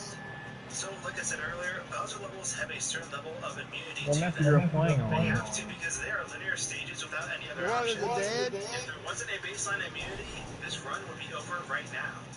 The reason being is changing the objects on the stage to coins makes it so you can't climb to the top. The Well, if you let me finish this sequence at level, the I'm not start cannot joining be you. cleared, even with a perfectly timed triple dive I'm jump, on round regardless 19. of what frame you executed on. Even if you somehow made it past here, the collapsing staircase at the top is turned into a single point. There's no geometry to work off of to get you up to the pipe, as the side geometry to the staircase is useless. So Bowser levels more so serve as checkpoints where only the bare minimum geometry needed to complete them is left to check. Because of this, the 8 red coins of the stage cannot be obtained, primarily because of the first coin at the start. It normally spawns over a series of boxes triggered by a switch. The switch and these boxes are coins. Because of this, you can't actually get this coin without dying despite anything you do. You can't interact with the Red. boundaries of the What's the level, name so I attempting told you? to Yeah. pick off them is futile. I watched a Ruby The video star is earlier lost, but we about can the still clear best Bowser, get emblems, the key, and move on. and you won't believe Which now takes us to the you won't basement, believe was and not on probably the the most list. interesting set of levels in this run. Who's Simply on the by the list? amazing things that It are was about a to be top 10 showcased. best Single flip emblems, stars have and really awesome strategies Yang for was clearing not these on areas. So, mad props to him. Oh So shit, technically, man. if one chose to, they could have entered the Match Cap stage right at the start it. of the And game, guess who even came in before three of second them place? moved to the basement. Because the gate as an Who? object is converted into a Ruby. coin. Similar to how Chain Chomp's gate And is. who's in It's first? merely an object that keeps you from accessing the Pro. loading zone. Once inside, though, the real challenge begins. First and foremost, Vanish Cap is banished because the switch and the block have become coins. So reaching the end of the stage does nothing. Except for You where want the red you know what coins start points to that which is you know pretty what much honorable impossible since all objects he as of did the originating honorable platforms mention convert to coins. What's This leaves that? a massive gap for stretching across the for stage. 11th and Red 12th coins place. floating in the air. However, Who? and I can't believe I'm saying this, but He it's put Yang in possible. 11th place When the bridges and and rotating Nora in platforms 12th place. unload, the level geometry that was built around them is still intact. This is because this bare-bones wooden framework is part of the level file. It's extremely finicky to work with because you can rarely clip through it. But with well-placed wall kicks, you can actually navigate this no man's land and collect the red coins needed to spawn the star. When Simple Flips accomplished this, it was a riot. So that gives us 1 star that we normally wouldn't have Guess had. who's first place zombie Let's go back killer? into the basement and dive into Big Boo's haunt. You. Given the rule set in place, the Boo holding the cage was granted immunity. Otherwise, this level would have been eliminated altogether. However, we're going to keep track of that and address it at the end of the video too. So keep that in mind. Diving into Big Boo's haunt, things are, of course, bizarre, since a lot of objects we normally interact with are now coins. Elevators, the merry-go-round, staircase elements, platforms, etc. The Vanish Cap And is I'm also higher now than a possible kite. since it was converted to coins like we saw before. This immediately eliminates eye-to-eye in the secret room, since we can't actually get into the room. With objects as coins, trying to BLJ through walls to reach this area isn't really feasible, unless someone wants to contribute their thoughts in the comments. No, Beyond that, the kill area her. is converted to a coin, Louie, and all I'm not objects going to that give load it. into the map become Like a are rock. affected by this change. That means this star is unobtainable as well. Look at If we pictures head to the main off, chamber, dude. reaching the Don't balcony know and what's facing gonna be. everyone isn't too difficult. We secure the star and move on. But there's another He glaring thinks issue through with this stage as well. her It has to do with the Sonic, first star. that Brett. Going to Ghost Hunt is Don't impossible because pay. all I items have done. been converted to coins. Hey, Since there's no way for the game to nothing count down wrong your that ghost time. kills, the star will never So I spawn. could get removed for This also no locks out the star goddamn selection reason. screen similar to I'm Jonah Notice sick Bay. of it. Big Boo's balcony is still possible because as a boss, Big Boo is Go on, immune, MeWe. and getting up to him isn't Yeah, that much more difficult. I'm As for sick point of it, collection, dude. the red coin star is only slightly more difficult, but the 100 coin star takes some careful thinking. Because elevators are converted to Don't blame coins, you. if you go below the mansion, you cannot actually get back up. So basically, she's doing is she's causing someone's trauma towards you. No, she's not causing trouble, dude. She removed people for stupid reasons. I have not created a single drama. Like, what the fuck? She removed you. Yes, that's alright, because she removed it. Which leaves this level's accomplishments a bit concerning. This gives us 3 obtainable stars and 4 that are not. This is almost like the third or fourth DJ, time. you're gonna have to count. It's time to address some castle stars. No, I'm gonna have to count, dude. Quit coughing and clank is out of the picture. So that's eliminated as well. So across the Who's game, out of that gives us a picture? 5-star deficit. Again, take note of this rule and how you feel about it, because this will sort of be reassessed at the end. Hopping into shifting sand land, the place looks pretty barren. Immediately in the talons of the big bird is impossible, because the bird has become a coin. Stand tall on the 4 pillars is doable, and is actually changed up. Because the top of the pyramid normally explodes, it's actually an object, and is instantly changed to a coin. This means you don't have to stand upon any of the pillars. So you can pop straight down to the pyramid, and drown the sand. Oh. Okay. Did I mention Simple Flips is a speedrunner? Kidding aside, you'll need to move upon landing so you don't die. And you'll need to enter Irok's chamber from above. This is because the platform you normally take has become a coin, and no longer stops Mars. Once you hit the ground, movement is restored, and you just have to kill Irok for a star. Free flying for 8 red coins is unfortunately impossible, since 2 of the coins require flight with the wing cap. There isn't any suitable areas to build up speed or height either to get these with BLJ mechanics, so the star is unattainable. Collecting 100 coins is interesting as well, as once again certain conversions actually initiate a coin deficit by eliminating blue coins in enemies like Pokey. But due to there being 2 areas in this world, obtaining the full 100 coins is indeed possible by maximizing both uses of these areas. Pyramid puzzle is still obtainable, since you can reach the top of the pyramid without the use of objects, and that also means inside the ancient pyramid is obtainable too. Shining atop the pyramid is an easy snatch as well. This gives us a total of 5 obtainable stars and 2 that we cannot get. Now, for this next stage, I want you to remember what I said about a level's overarching map, and objects that are loaded in to support it, because lethal lava land without objects is pretty brutal. Majority of the map is actually objects, thus leaving huge gaps in the lava. Sometimes the loaded objects actually are just the visible component to the level collision as well. So you have invisible platforms that are just pure collision without any visible form other than shadows casted on them. This presents us with a game of trading health for distance.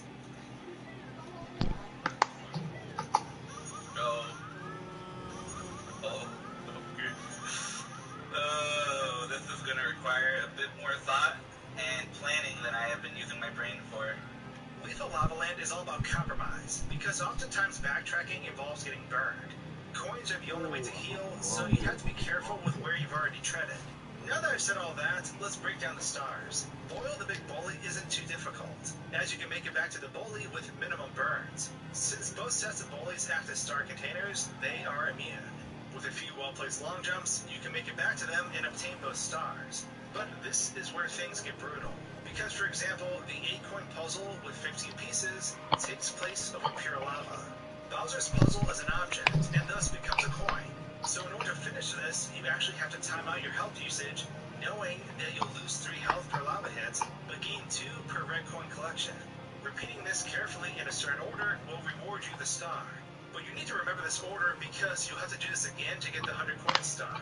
Since getting the 100 coin star requires entering the volcano, or at least where the volcano was. Yes, it's become a coin, but the loading zone is still there if you can find it. Anyways, because you need to go inside to finish the 100 coin star, you have to give up collecting the red coin star to do so. This makes the run annoying, because fiery death awaits you if you mess up your path at all outside the volcano. After doing this twice, it's time to swing back over to red hot log rolling, the last star outside the volcano. Without any objects, it's a tad messy. Mario doesn't have enough health to go around the area by burning himself, so he actually has to triple jump on the absolute edge of the invisible level geometry, which is annoying, to then wall kick and then grab the edge of the fence. This allows you to grab the star since all the objects are coins. So this takes us into the actual volcano for the final 2 stars. Hot-footed into the volcano and the elevator tour in the volcano. Hot-footed is pretty standard, as not a whole lot changes, with the balls being converted to coins, you can still hop across these He'll small be right back. platforms to make it to the top and get the star. Despite the elevator becoming a coin, you only need to long jump from the first star location to the second to make it work. Collecting these stars leaves us with an impressive 100% completion rate for this level, although it is pretty darn difficult. All 7 stars are obtainable, but Hazy Maze Cave is going to be a little more brutal on our favorite plumber. So let's speed through the easy stars that don't pose much of a challenge. Amazing Emergency Exit can be acquired with a well-placed triple jump wall kick. Watch Rolling Rocks is pretty standard as you wall kick your way up to it. Swimming Beast in the Cavern can't be collected the normal way because Dory spawns as a coin. You also can't use the elevator to clip through the floor either, so you need to wall kick above the wall cutoff at the top of the cave and fall down to the island with a star. Metalhead Mario Can Move is a star that is supposed to typically utilize the metal cap, which we don't have. But because of the coin spell, the game blocking the path originally is a coin, so we don't need to do anything. It's a pretty straightforward star, as is the 100 coin star in this level. But there are 2 stars that are absolutely brutal to attempt. Let's start with one that is just flat out annoying. Navigating the toxic maze is pretty straightforward until you get to the elevator at the end. Now, most speedrunners would utilize elevators or other objects in this level to build up momentum through backward long jumps and just clip through a wall to get the star. But because these things are gone, these aren't options. You have to wall kick from wall to wall, all the way up the elevator shaft to reach the star. And while that may sound easy, it's not. For one, in order to maintain your momentum and actually gain height, you have to wall kick on frame 1 every single time. This in itself is a chore, and if you don't do it, you won't really gain height because of how wide the room is. But it gets worse because the camera is absolutely awful in this area, and because you can't even see where you're going. It's not like a normal room where you can physically see the walls. Everything is solid black, so you can't see where the walls are. Doing this over and over again will eventually give you enough height to make it to the top. That is, only if you execute everything perfectly. But now you have to direct Mario through the hole, so be sure not to mess up the angle and fall. Making it up top yields one of Hazy Maze Cave's hardest stars on this coin transformation run. But another hurdle awaits our hero. Another star that an average player would normally write off as unattainable. Elevate for 8 red coins is extremely brutal, without an elevator or any objects to help out. 6 of the coins can be obtained through normal means, but we have to remember that the checkered platform that takes us up top is gone, so the coins near the ceiling almost seem impossible to reach. That is, unless you start getting scientific. There were a couple different attempts that were made to reach the top platforms, and all of them acted on similar mechanics. The idea was that in order to get a far enough jump, Mario's momentum would need to be increased. So Simple Flips theorized that the angled platforms of the room that stop the directional platform could be used to put Mario into a sliding state. While Mario is sliding, he's building up speed. So with a frame-perfect jump on the edge of the slope, Mario could be launched into the wall, from where he could then wall kick to the top platform. Now mind you, this took about 100 attempts to get right, but this allowed Mario to click one of the 2 red coins up there. From here, Mario needed to long jump across to an adjacent pillar, land on the opposite side of the slope to preserve momentum, then jump into a wall kick with enough height to propel Mario through the second red coin. Let's go, dude. Let's go. I was almost close to writing the star up. Which again is not easy at all. With this thought to be unobtainable star was obtained, bringing Hazy Maze Cave to a perfect score of 7 stars, with 0 unattainable.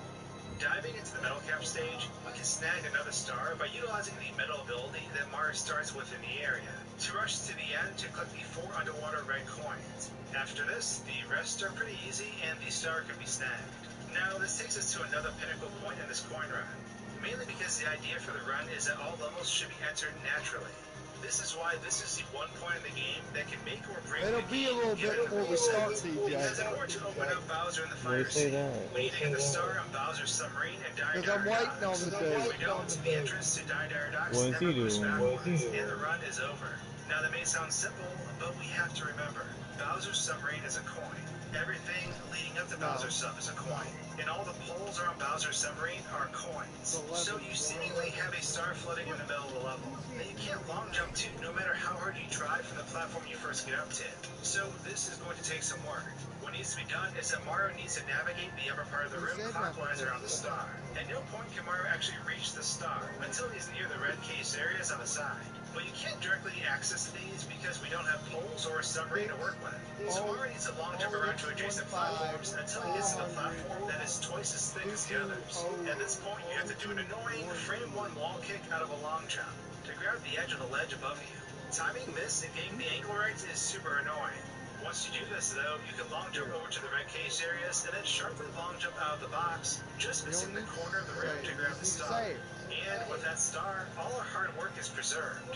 The all-coin transformation run can continue on. So let's knock out some more stars in this level, or at least the few that we can.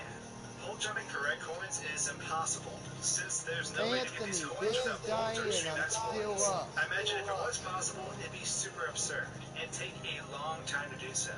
Just in the current is possible, as it's pretty much spot on to what we did in Jolly Roger's Bay. It's a quick star, and getting 100 coins in this level isn't too bad either, given the amount of object transformations. But with this, we hit a wall. Collecting caps cannot be done, because we don't have access to the metal or invisible caps. Normally, this can be done without it by glitching the star into Myra's hand. But because we lack a shell or any other objects, the star remains locked away, thus making it unattainable. The Manta Ray's reward is impossible, because the Manta Ray becomes a coin, and thus cannot lay out rings. And beyond that, through the jet stream faces a similar issue. The metal gates and the rings are cornified, and thus this star cannot actually be spawned. This leaves us with 3 obtainable stars and 4 that we cannot collect. River Drive is an awful place to be. Blueberry has real blueberries, whole grains, 11 vitamins and minerals, and a whole lot of delicious. Kellogg's Special K, new blueberry. Do what's delicious. Here's Candace, who works from home and then works from home. But she can handle pickup, even when her bladder makes a little drop-off. Because Candace has poise. Poise under pressure and poise in her pants. It takes poise. Now that Bowser and the Fire Sea is open, it's time to attempt acquiring the next key. Without platforms in the level, Mario has to scorch himself a bit to get across the first initial area. With a few well-placed jumps, he can do so. But in order to make it up to the second floor, we're going to need to do something interesting. Because poles are converted to coins, even if you make it up to where the pole is, you won't be able to climb it or jump high enough to advance. So what you need to actually do is warp Mario up to the hangable ceiling. I'm probably This going to can be run done by up to jumping in River the ceiling Drive. geometry where the pole is at. And because of the above hangable ceiling positioning, we can warp up there. American 2012, which I hope I mispronounced, explains this in greater detail in his $1,000 TikTok upload value video, which I highly recommend watching. This lets Mario get to the second floor so we can continue this run. But again, for the sake of immunity and Bowser levels, technically the run will be over at this point if one change wasn't made. And this is the collapsing platform. This is technically an object, but it was granted immunity due to the linear nature of this level. With this, Mario can still make his way across the platformless area, collect all 8 red coins to nab a star, and then wreck Bowser's world to grab the second key. Now that we're upstairs, let's do a star check. In total, we've collected 49 stars across the board, but at the same time, have maxed out all the levels we've been at. This is important because in a standard playthrough, you might return to an earlier level to collect more stars to open the doors that lay ahead. But this isn't an option since all the possibilities for gaining the stars have already been attempted. Now that we're at the upper floors, let's do a comparison. We have 22 total stars that cannot be collected. And if we factor in the secret castle stars for all toes and mips, that gives us another 5 stars. So in total, at this point, we're looking at a 27 star deficit. So that means we still need to collect 70 out of 93 stars in order to clear the game. However, it's important to know that the total stars is going to keep decreasing as time goes on. So let's queue up our next level, Wet Dry World. The interesting thing about Wet Dry World is that all the water changing devices within the level have become coins, so changing the water level won't work within this stage. If it's needed, you'd have to exit.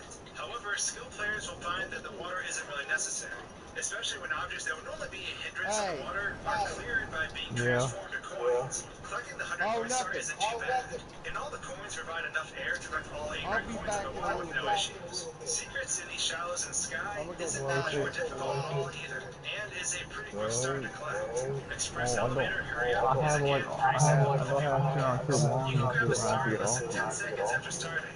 Shocking arrow lifts is super simple, and so is top of the town. Most of these stars are extremely easy to set, and the coins offer no rise or challenge. However, because you don't have Vanish Cap, quick race through downtown is I'm impossible. gonna have to go You buy can my argue that you can book. store BLJ using the water to clip through the gate, but that only works if the water can be lowered in the first Who place. is your friend Without the in ability to do so, the the final party star that's is in the game right lost. now? However, 6 Yeah, obtainable it's where stars he out of 7 is. That's where I'm isn't too going. shabby. Next up, we have Tiny Huge I Island. gotta go, When dude. attempting this challenge the first time, for some reason Stop. this level was heavily Bye. corrupted and resulted in some creepy stuff. Like Mario not having a phase, but it's remedied so it can be tackled normally. Generally, a lot of the stars on this map aren't too difficult. The tip top of the huge island can be acquired like normal, and doesn't have any increased challenge. 5-minute secrets is a bit interesting, because normally a player would take the Corkbox Bridge across to where the star spawns, but it's been converted all to coins. Because of this, you must use the momentum of sliding down the side of the mountain to propel Mario to the island to pick up the star. However, not all stars in this level are smooth sailing, as we actually run into some trouble early on. Pluck the piranha flower is impossible, because all the piranha plants have been converted to coins. In addition to that, you can't rematch Koopa the Quick because everything associated with him has been turned into a coin. You can't race him anyways, because without being able to finish the first star, you can't load the scenario for Koopa regardless. But we can get 100 coins of this coins within it as well, giving us a 2-star boost. And to finish off the stage, since Wiggler is classified as a boss in a star container, we're able to collect the star they hold. All in all, 5 obtainable stars with 2 that cannot be collected. We've been at this for a year. Juggling, struggling, winning, and losing. But Off to Tall Tall Mountain, both the Red Coin Star and the 100 Coin Star aren't too challenging, with a huge bonus of coins on the slide. Getting to 100 isn't too hard. Turning the objects into coins on this map actually seems to help more than do harm, mainly because there are only a few hurdles to overcome that block our path. The rolling log becomes a coin, so we have to long jump across it, but that's pretty much the only peril. Blast of the Lonely Mushroom can be acquired by jumping off right after the log. And getting to this point again is pretty easy by utilizing the wall and water warp right near the start of the map. This makes coming back for Scaled Mountain pretty easy, but unfortunately the star that follows it gets axed because of the rule set. Because the monkeys need to unlock the cage, both the monkey and the cage are coins, similar to how the baby penguin and mother penguin fall into the same category, one being the key to the other. Mysterious Mountain Slide can honestly be skipped entirely, or if you want to go down it, you can achieve it that way as well. It's With sale that, we have day. another positive Okay, finish with we're 6 throwing stars this being stuff out obtainable, with the and trash. with 1 star that cannot be Pick up the collected. product Heading and get over it to to the the last world we drops. haven't covered yet in this area, we can dive right into Snowman's Land and secure a few more stars. In the deep freeze doesn't change at all, as it's just a star that is within the ice block maze right near the spawn of this level. However, 8 red coins is a bit more challenging, because we don't have a shell to protect us from the freezing water beneath the bully. Similar to lava though, a sliding kick actually grants immunity until the animation is over. So if we utilize the downward momentum gained from a hill on the side of the level, we can propel Mario into a sliding kick long enough to skate across the surface of the water without getting burned, until he clears the ceiling area. Otherwise, it'd be instant death. Doing this grants us the red coin star. The biggest problem with the stage in general actually has to do with the igloo area, as it not only locks us out of a star, but it's also the bane of the 100 coin star. Because we don't have a vanish cap, we can't collect the massive amount of coins held within the ice. Even using BLJs to build speed and break through walls is ineffective against the one sheet of ice that holds all the coins. So into the igloo and the 100 coin star are not possible due to this problem. Outside though, Whirl from the freezing pond is a simple star to collect, as is Snowman's big head. Since all the perils of the climb are turned to coins, including the Snowman's wind and the snow waves down below, getting to the top is pretty easy. Defeating the Chill Bully is no hard task either, as this boss character yields a star upon defeat. This leaves us with a final count of 5 stars obtainable and 2 stars not. And with this, we have the 70 stars needed to clear the game, sitting at 71 total, or one would think. But before celebrating or throwing a wrench into things, let's cap off these last 2 stages leading up to Bowser, because we might have some star penalties coming into play after them. First and foremost, wing Mario over the rainbow is impossible. We don't have cannons, wing caps, or even pole access. Thus, once we jump down, we're down for good. And given the state of these 2 final stages, one would immediately think things aren't looking so good for maximizing the stars they have within. Upon loading tick-tock clock, well, you find there's no clock to be had. Every movable object in the clock has been converted into a coin, which makes navigating this place pretty darn tricky as your normal routes don't work. The red coin star is a bit annoying, since in order to get it, you pretty much have to climb up and fall down several times. But it is possible with enough patience. And patience is pretty much the key to this entire stage, as you have to use unconventional ways of maneuvering to change floors and to get stars. By far, the most surprising thing to me about Tick-Tock Clock is that everything is obtainable. Given this huge mechanical nightmare and how everything is unloaded, you'd think at some point you get hung up grabbing a star. But that's not the case at all. Roll to the cage is obtainable. Get a hand is obtainable. The pit of the pendulums is obtainable. Time jumps on moving bars, obtainable. Stomp on the thwomp despite it not being there, also obtainable. Even the 100 coin star can be gotten. And while none of this is an easy feat, it gives us a perfect 7-star run for this level. But Rainbow Ride isn't so forgiving. Because with how widespread things are within this stage, unloaded objects cause a big issue. There's no carpets or anything. About the only place... Wait, huh? You should buy Rubik's Cube. Okay, no food. I said you should get it sometime.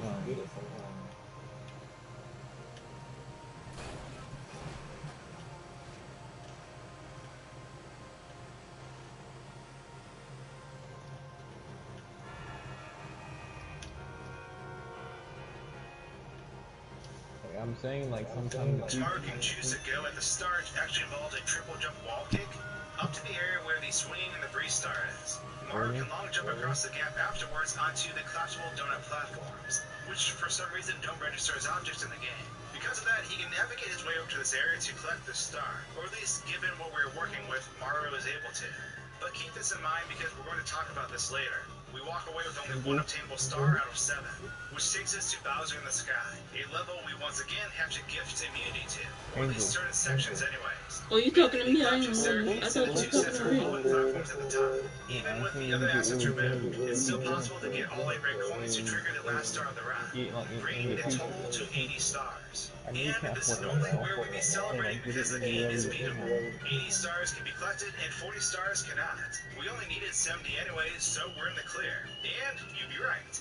But that also depends on how you look at the rules. Because throughout this video, you probably have argued in favor or against the rules and the choices that were made during the run. And that's okay, because that's exactly what we're going to address. Because truthfully, if everything was supposed to be coins, and all enemies except bosses became coins, then why not bosses? And honestly, that's a good point. It's personal preference, and it was a rule I made when establishing the challenge, because I feared it might not be possible without it. However, at no point do bosses prevent you from advancing at all. So given this, and probably what most of you are thinking, bosses outside of Bowser should actually be subtracted from the star count. That means King Baba, the Womp King, King Boo on top of the mansion, I-Rock, both Bully Stars and Lethal Lava Land, the Bully and Snowman's Land, and Wiggler should all be removed. Enemies that hold stars physically, like the Bird and Shifting Sand Land, were converted into a coin. So that's something to consider. Convert it to a coin and never give it the chance to gift Mario a star.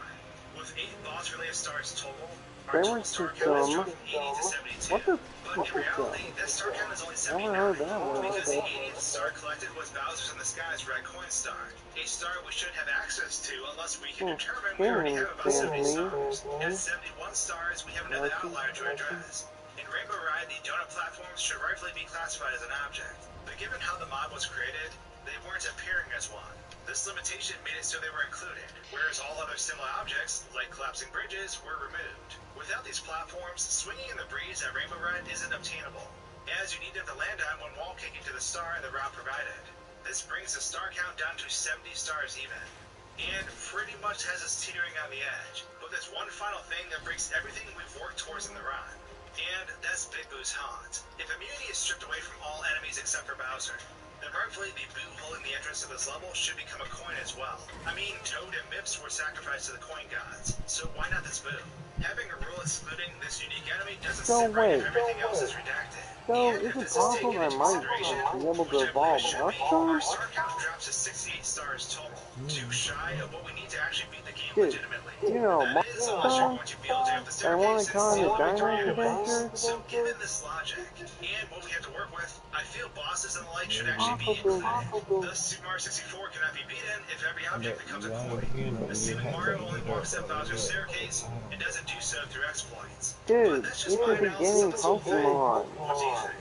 Given what you now know, do you think the bosses should be included From or Gen not? 3? Starboxes were immune, so should bosses be? The answer to this video relies on that viewpoint alone. But anyways, I hope you enjoyed quite possibly the longest video I've ever Right. made. Nightmare Recreation, and for Luhu for their assistance with fixing Tiny Huge Island. It worked! And with that, Evolving. Super Mario Galaxy. I It's think you'll enjoy it. Smart Stomp, Anyways, dude! thanks for watching, guys and gals, and until my next video, cheers.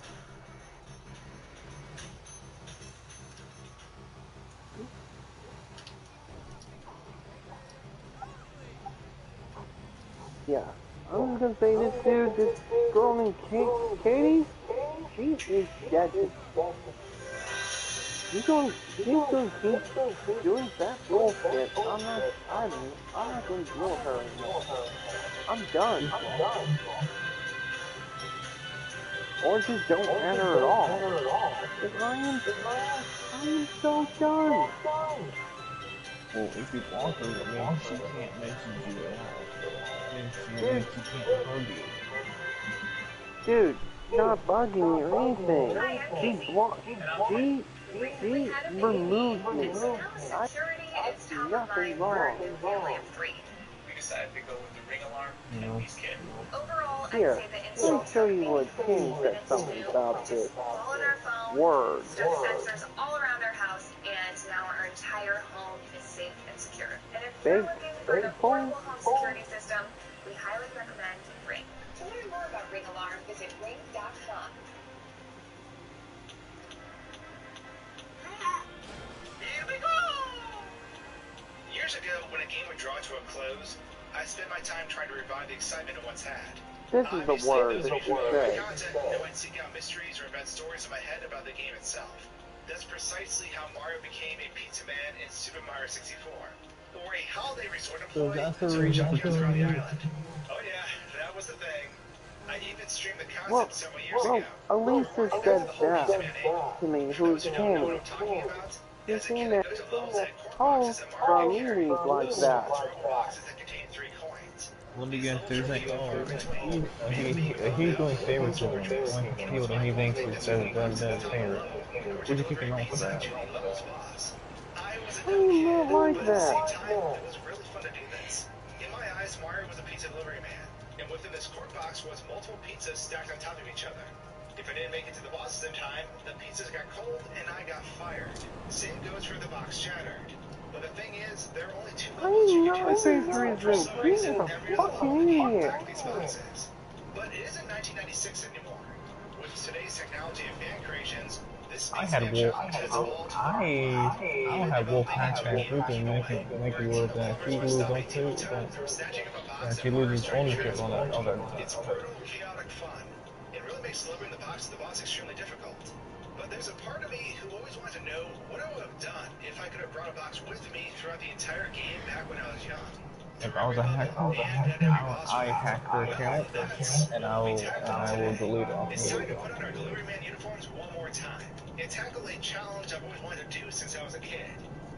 Is it possible to beat Super Mario 64 if Mario must hold a box the entire time?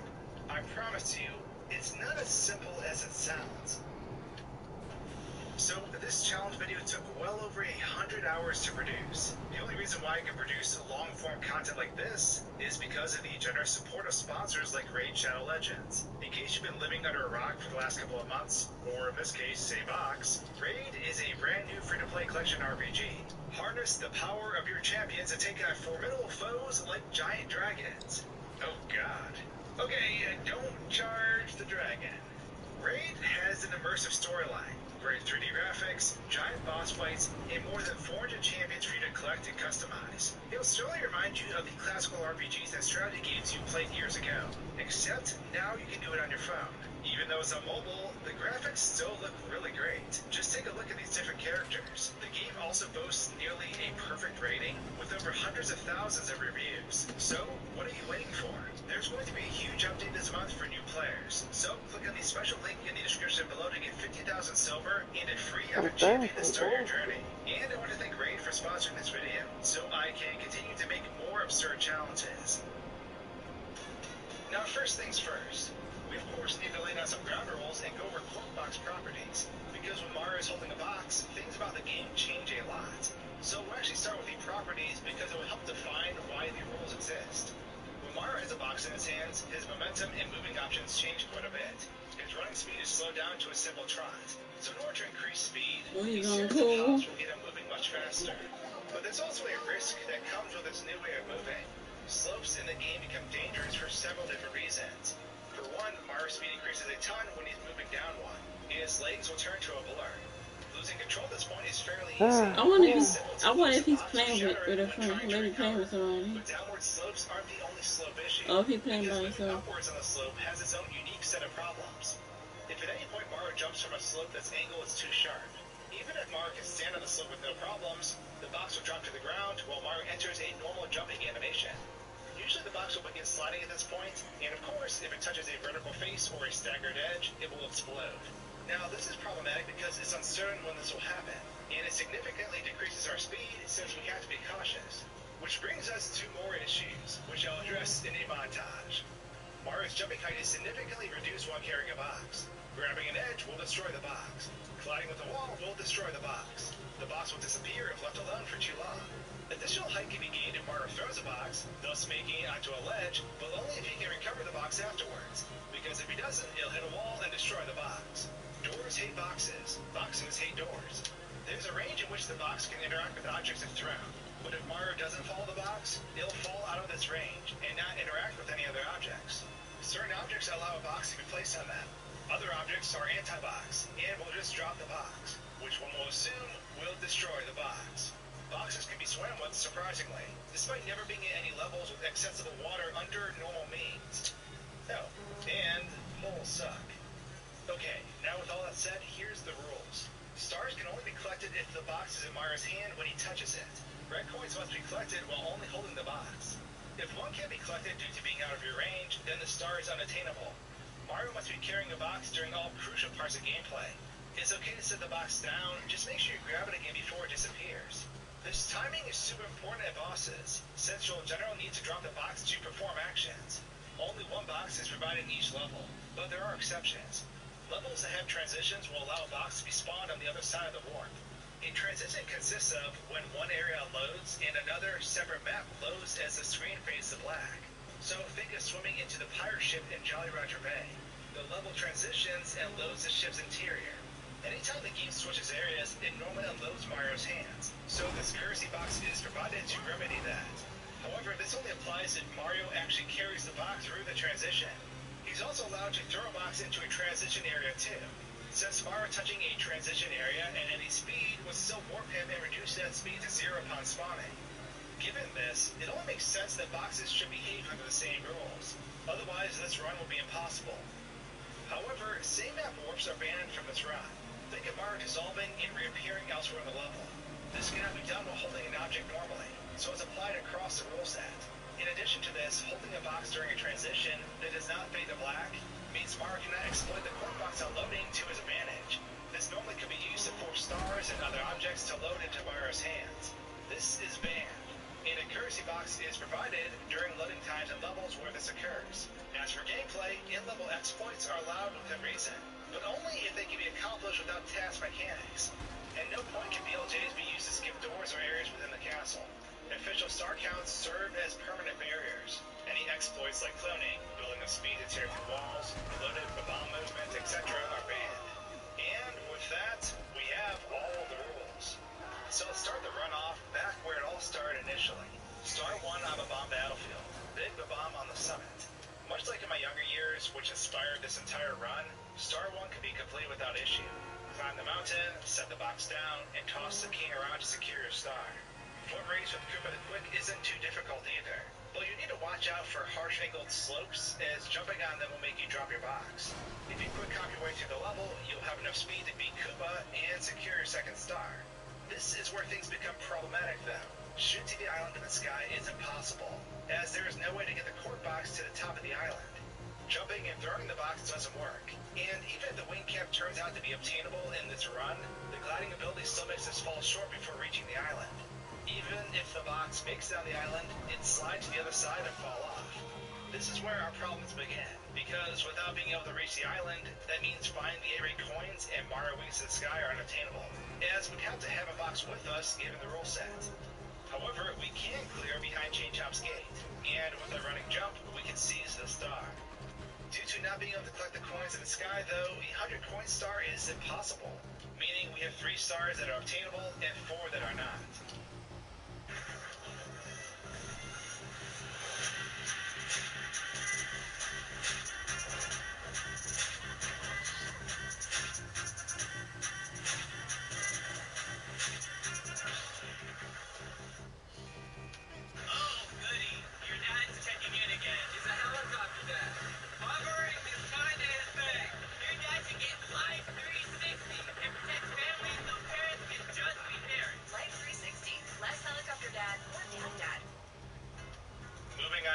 Fortress, chip off Womp's block is definitely doable, as it was the second place that I tackled the pizza box challenge as a kid. We just have to be careful, as the Womp King is capable of smashing the box easily if it is within its range. Upon defeat, we can collect the star and move on. To the top of the fortress is clearable just as long as you use your momentum correctly when scaling the tower. Be mindful that you can't accidentally grab an edge, as the box will shatter if you do. When you're grabbing the star, make sure Mario's angle doesn't put the box in danger either, as it'll shatter if it drops in the wrong place. And speaking of shattering boxes, shoot into the wild below has a lot of them. In order to make your way to the star, you basically have to use sliding momentum from this hill to get Mario and you stone. It took me a ton of tries to get this right, as originally I was trying to use the momentum of the hill to jump in between the 2 pillars, but I'd either hit my head or grab the ledge, both destroying the box in the process. Interesting enough, sometimes I randomly clipped through the map too because of the effects. It happened a few times and I fell to my death. But if we time our slide right and don't clip out of bounds, we can slide right onto the upper platform and then descend to grab the star. Red coins at the floating island isn't too much more difficult in general. Just be mindful of your jumping distance so you don't shatter the box. Falling to the caged island is unfortunately unbeatable though, as there is no way to get the box safely into the caged island. Blasting away the wall can be accomplished by dropping the box and blowing up the wall. This method is preferred instead of clipping through the wall like speedrunners do, mainly because it allows the box to fall safely to the floor below without exploding. Due to the layout of Womp's Fortress, the 100 coin star can be obtained as well, since nothing is really off-axis with the box. This brings us to 6 obtainable stars and 1 that is not. Onward to Cool Mountain, and the beginning of annoying stars during this box run. Slip sliding away seems pretty easy, but the star doesn't spawn until Mario passes through the door at the bottom. Now, the issue is that Mario can't actually go through doors with boxes. However, because this door classifies as a transition, and honestly is the only door within a level that acts this way, it's grand immunity. Any objects that load and unload new areas are immune, and so we're able to gather the star on the other side due to the rule set. Mind you, this will be the case later on, which will be problematic. Moving on to the next star, Little Penguin Lost is honestly a nightmare to complete. Not only do you have to move the penguin, but you also have to move the box. So you can choose to either set down one of these objects to pick up the other and move slowly throughout the map, or walk the penguin through the map very carefully by having them run from you. Either way, it's not fun at all. If the penguin leaves a specific range, they'll be unloaded and respawn at the top of the map. In theory, you could try to find a spot to make the penguin walk off the top of the map, and at the same time, fall with the box within this range, but we took the long way on this one.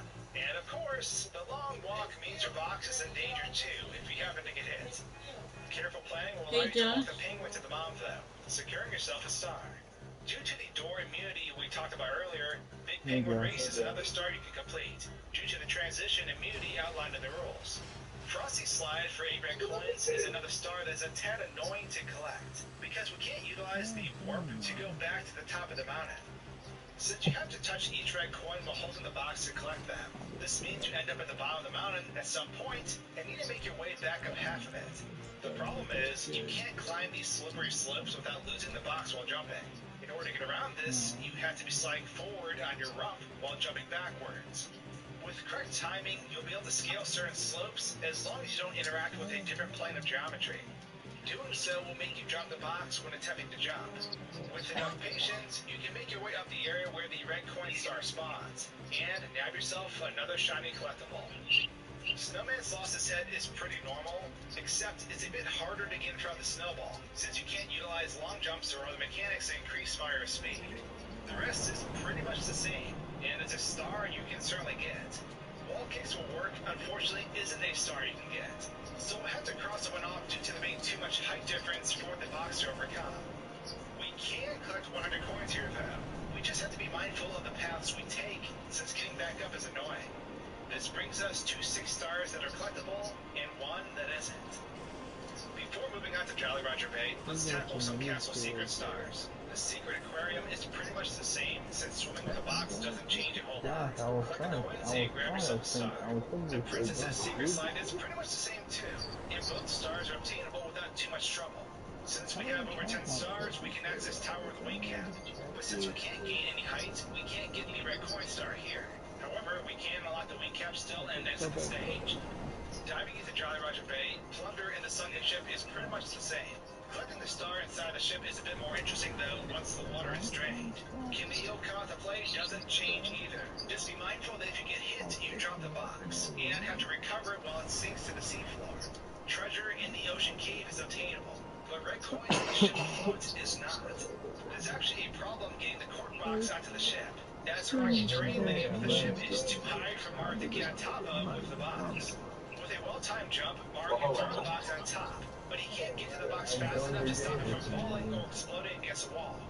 Trying to toss the box at the purple switch or rock object in hopes of redirecting it don't work, as it either passes through them or just explodes. Because of this, the coins on top of the ship are unattainable, because Mario needs to have a box in hand when collecting them.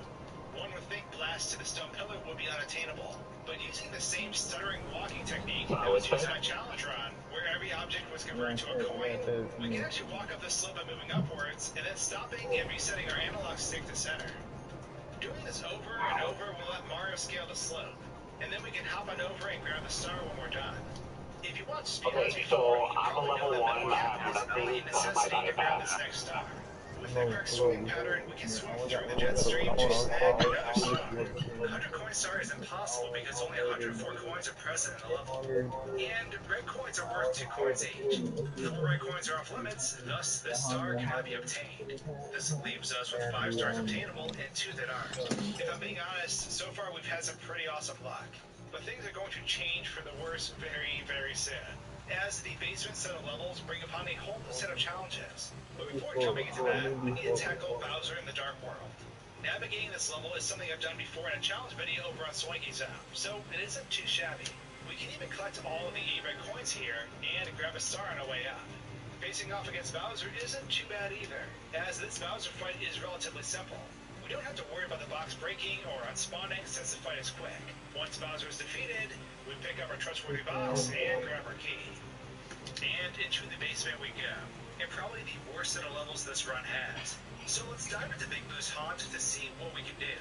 Mario grabs his trustworthy box, races to the door, and realizes no matter what he does, he isn't able to open it. The front door, side door, and elevator door all cannot be entered with a box. So Mario is stuck outside forever. There isn't a way to get the box into the actual house, and even if there was, we come across more doors we cannot use. Boxes cannot be grabbed through a door either, and trying to set down a box near a door causes it to explode. This unfortunately slaps us with a whopping 7 unobtainable stars from this level.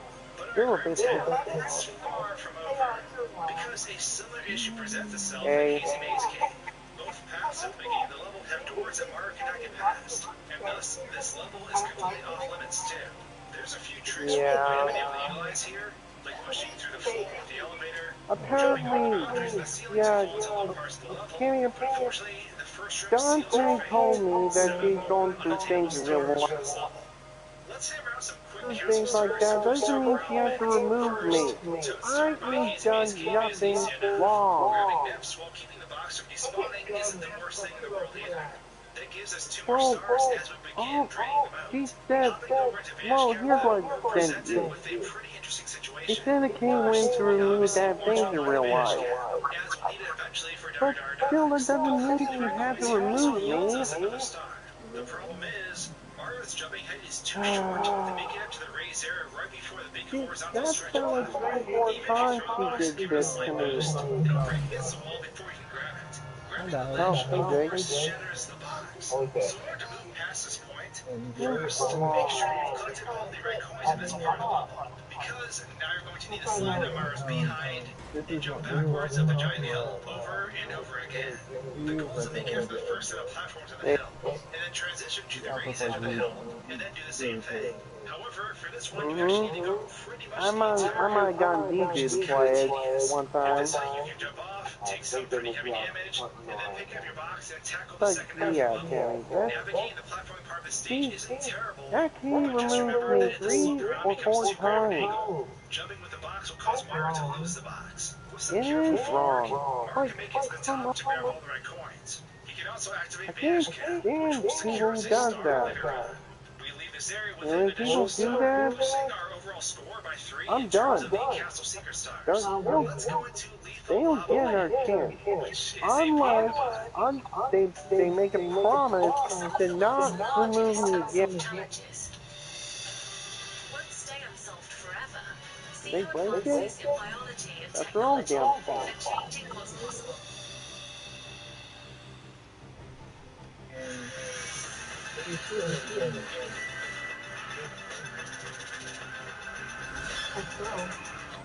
Yeah, wonder why Katie here is not joining.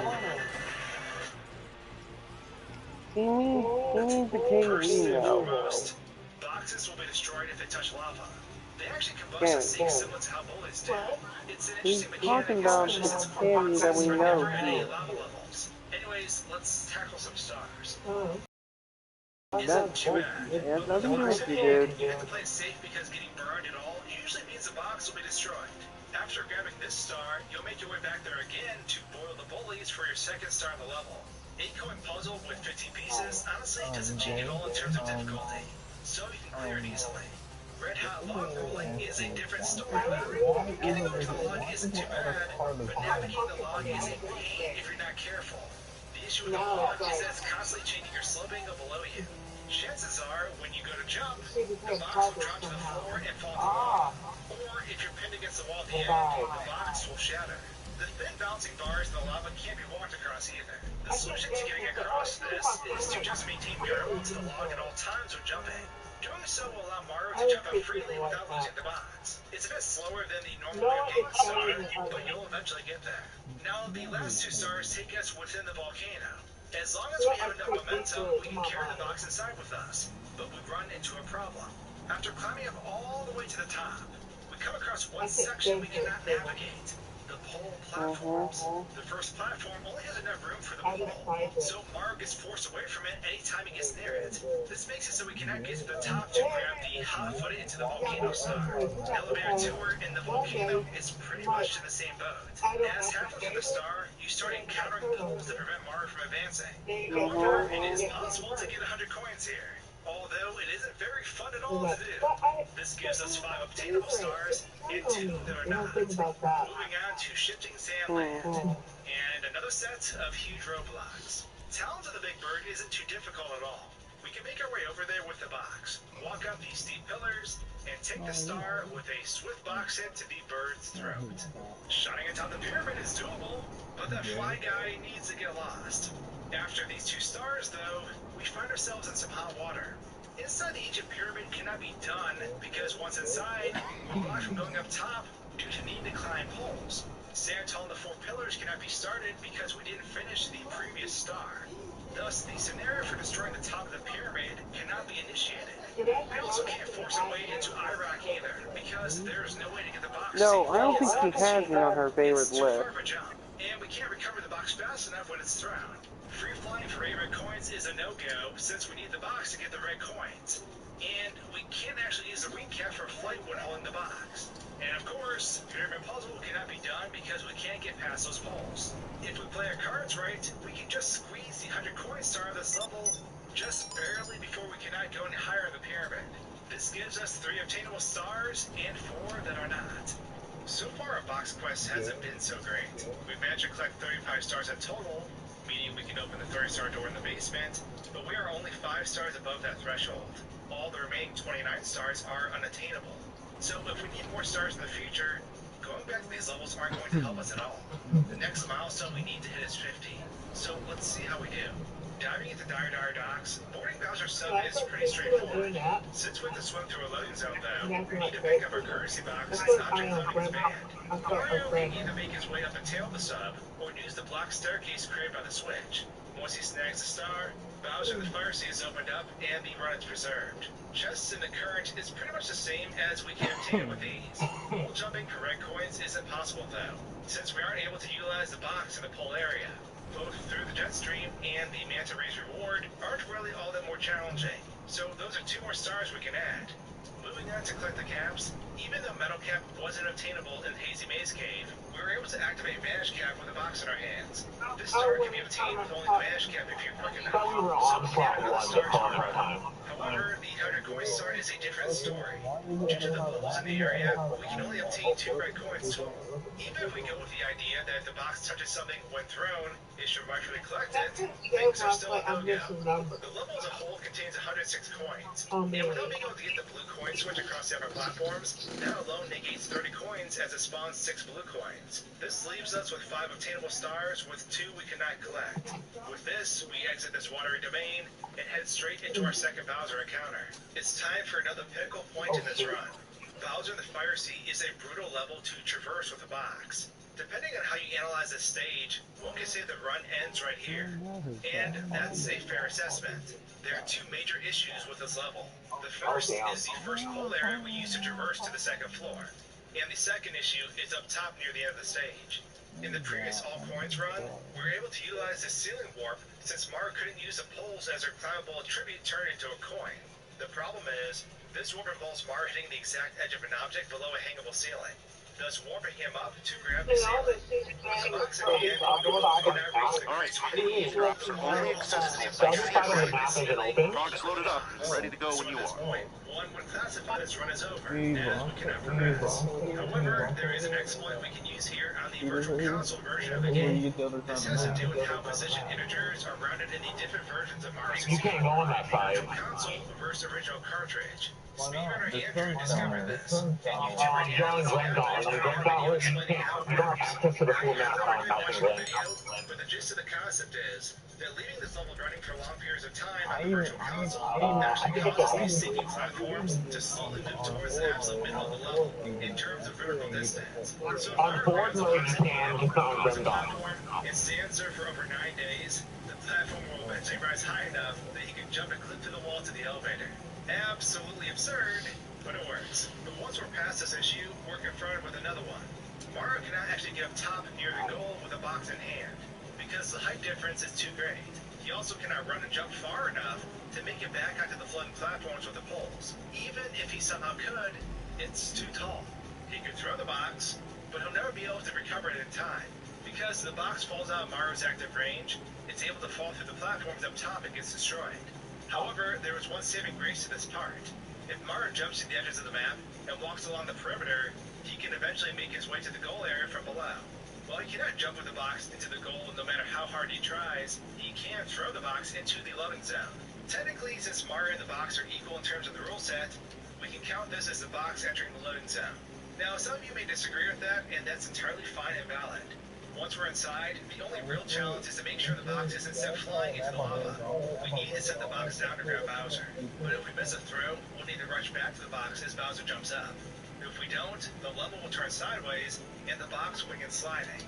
In addition to this, if at any point we try jumping at the wrong time while the slope is changing, and we're facing the wrong direction, Mario will let go of the box. If we're careful though, we can defeat Bowser and grab another key to move on. Unfortunately, the red coin star at this stage is a lost cause, as there's no way to get up top to grab the remaining red coins. Now we're in the upper part of the castle, and a new set of challenges awaits us. Onwards to Snowman's Land, Mario grabs his trustworthy box and enters the snowstorm. Our first task is to make it on top of the giant snowman and Snowman's big head, and it's quite annoying to do so. The snow mountains in the area are an extreme pain, and making it up and past the penguin isn't too fun either. However, once we reach the top, we realize our quest was in vain. There's no way for Mario to get a box on top of the snowman because the jump distance is too great. This star is a lost cause because of that. Show what the ball is the same as jumping at the ball of the box pushes him off the side. So, just so you know, since I'm host, I'm gonna die easily.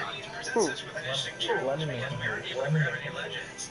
Navigating this ice Okay, prison so I don't know if I left the game, I was trying to change the map. velocity by repeatedly jumping up the hills that surround the edges of the map. After sliding down it far enough, jumping will launch Mario forward with increased speed and height, allowing us to aim for the angled sides of the I'm gonna show her how it's so we don't break the box in the process. Or for the freezing pond can be quite a far away, except we climb a nearby hill instead of using it to launch us. Shell struggling always presents us with an interesting problem though. There are two red coins positioned above the ice-cold water beneath the big bully's platform. This quote-unquote water actually acts like lava, so the box touches it, it will destroy it.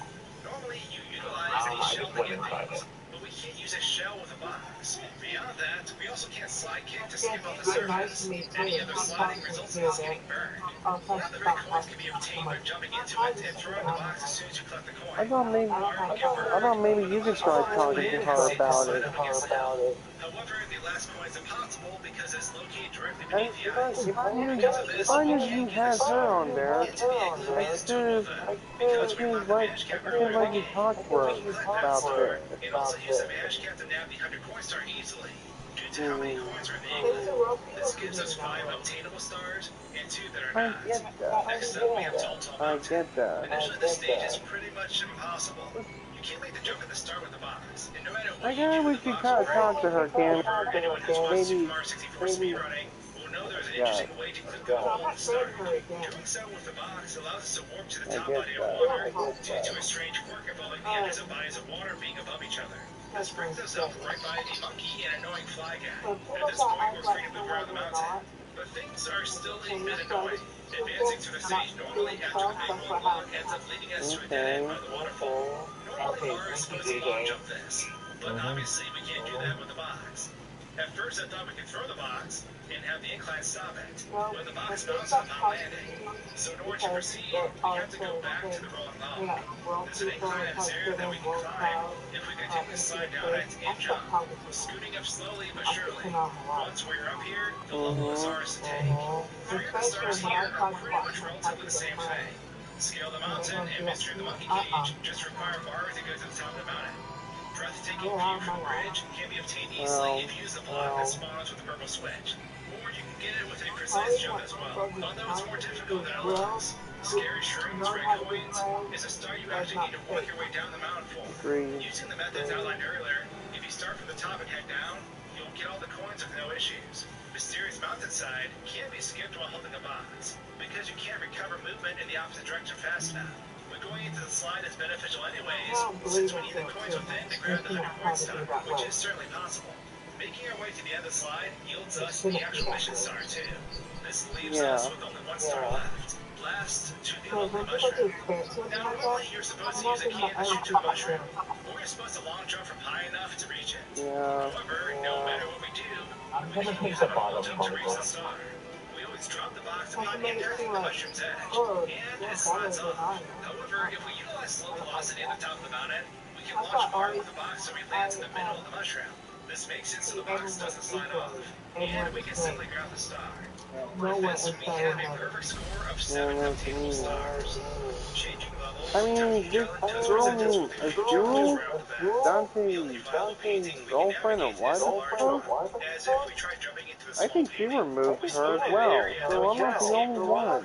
Over in the big version version of the level, we can use a small hole to make our way over No, to the no, main no, no. water I area. don't Moving towards the chrono plan for Star 1 is impossible in the starting area, so we need to move around the island. Plus, I don't know However, why this presents another issue. Stormy We cannot make it around Champion the would island because remove the her. jump is too large for us. Even if we could, we run into other issues that would be I mean, problematic. she's So the only way very to actually make any nice, progress in and this stage she ain't is to done nothing repeatedly jump wrong. backwards on a slope again.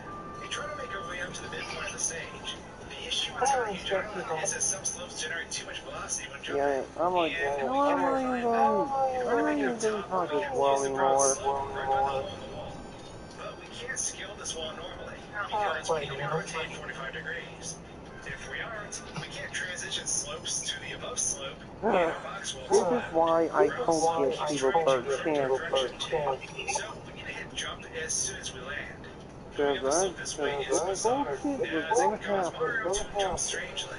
If we put our cards right, we can transition over to the gray slope and then make it up top. At this point, we can climb up and grab a star for the tip top of the huge island. If we make I our way don't back to know. this point, we can then navigate over to the area we need in order to Oh, clear now the she wants to overgrown add land. me. With 2 stars in hand, we're now making a race Katie, with she Koopa wants to add me Woodward. now. We can get her Guess into what? Koopa once we make it to the top of the mountain with our slope. Don't fall This for it, race dude. is one of the hardest challenges in this run, because Mario is extremely slow You know compared to what? when he is not holding a box. Fine. The worst part of this What? entire ordeal is the bridge at the end, Fine. which pretty much results in Mario losing the race every time. He moves at half his You know normal what? speed when getting blown by the wind. So in order to qualify him to Get mad at me if you want, but in order to he's achieve going this star, you need Koopa the Quick don't to get go for delayed it. by the high bowling balls with a lucky spawn. When you get to the bridge, he grabs a tunnel that lines up at a precise angle, so it will slide across the board. This allows Mario to move at normal speed when crossing. With the box now next to the flag, you should finish the race and grab your box. Well, This is extremely hard to do, Tammy, but it's think possible. about it. The I next see star is her 5 itty profile bitty picture secrets, and although it takes place entirely on the small with version her of the map, leg, we need to climb on like top of she's the large version first. sad or If we work our way something. down carefully, we can snag the star without issue, Think as most about of the it. places can be reached without any major I mean, problems. Winning those red coins are a different story, though, if you're as we like, run into an issue with the last red coins. We can collect 6 without issue, but 2 of them are out of our grasp due to being too high to reach. Normally, this presents us with an interesting issue. Oftentimes, when one star is unattainable, the following stars are off limits because the scenario needed to load them is blocked. So, hypothetically, if star 2 couldn't be cleared, Koopa the Quick could have never been raised because well, they would have been loaded to the map. But because Wiggler is loaded on a separate well, map, someone named he is always Akira present in the area. removed Beyond me. that, we are I capable was of like, draining the water oh under the boss well. fight on Star 5. So we can defeat him and nab another star. Since Tiny Huge Island has an insane amount of coins, collecting the 100 coin star is a breeze. This gives us 6 stars that are obtainable and 1 that is off limits. Diving into Wet Dry World, a lot of things are the same. Don't get hit by an amp while doing shocking arrow lifts, or you're heading to the seafloor. Dodge the amps, and you Yeah, can get about another that star. dude, Top of the Trina town is even relatively messaged me easy, once. and nothing changes. Same goes with secrets in the shallows and sky, alongside Express Elevator area.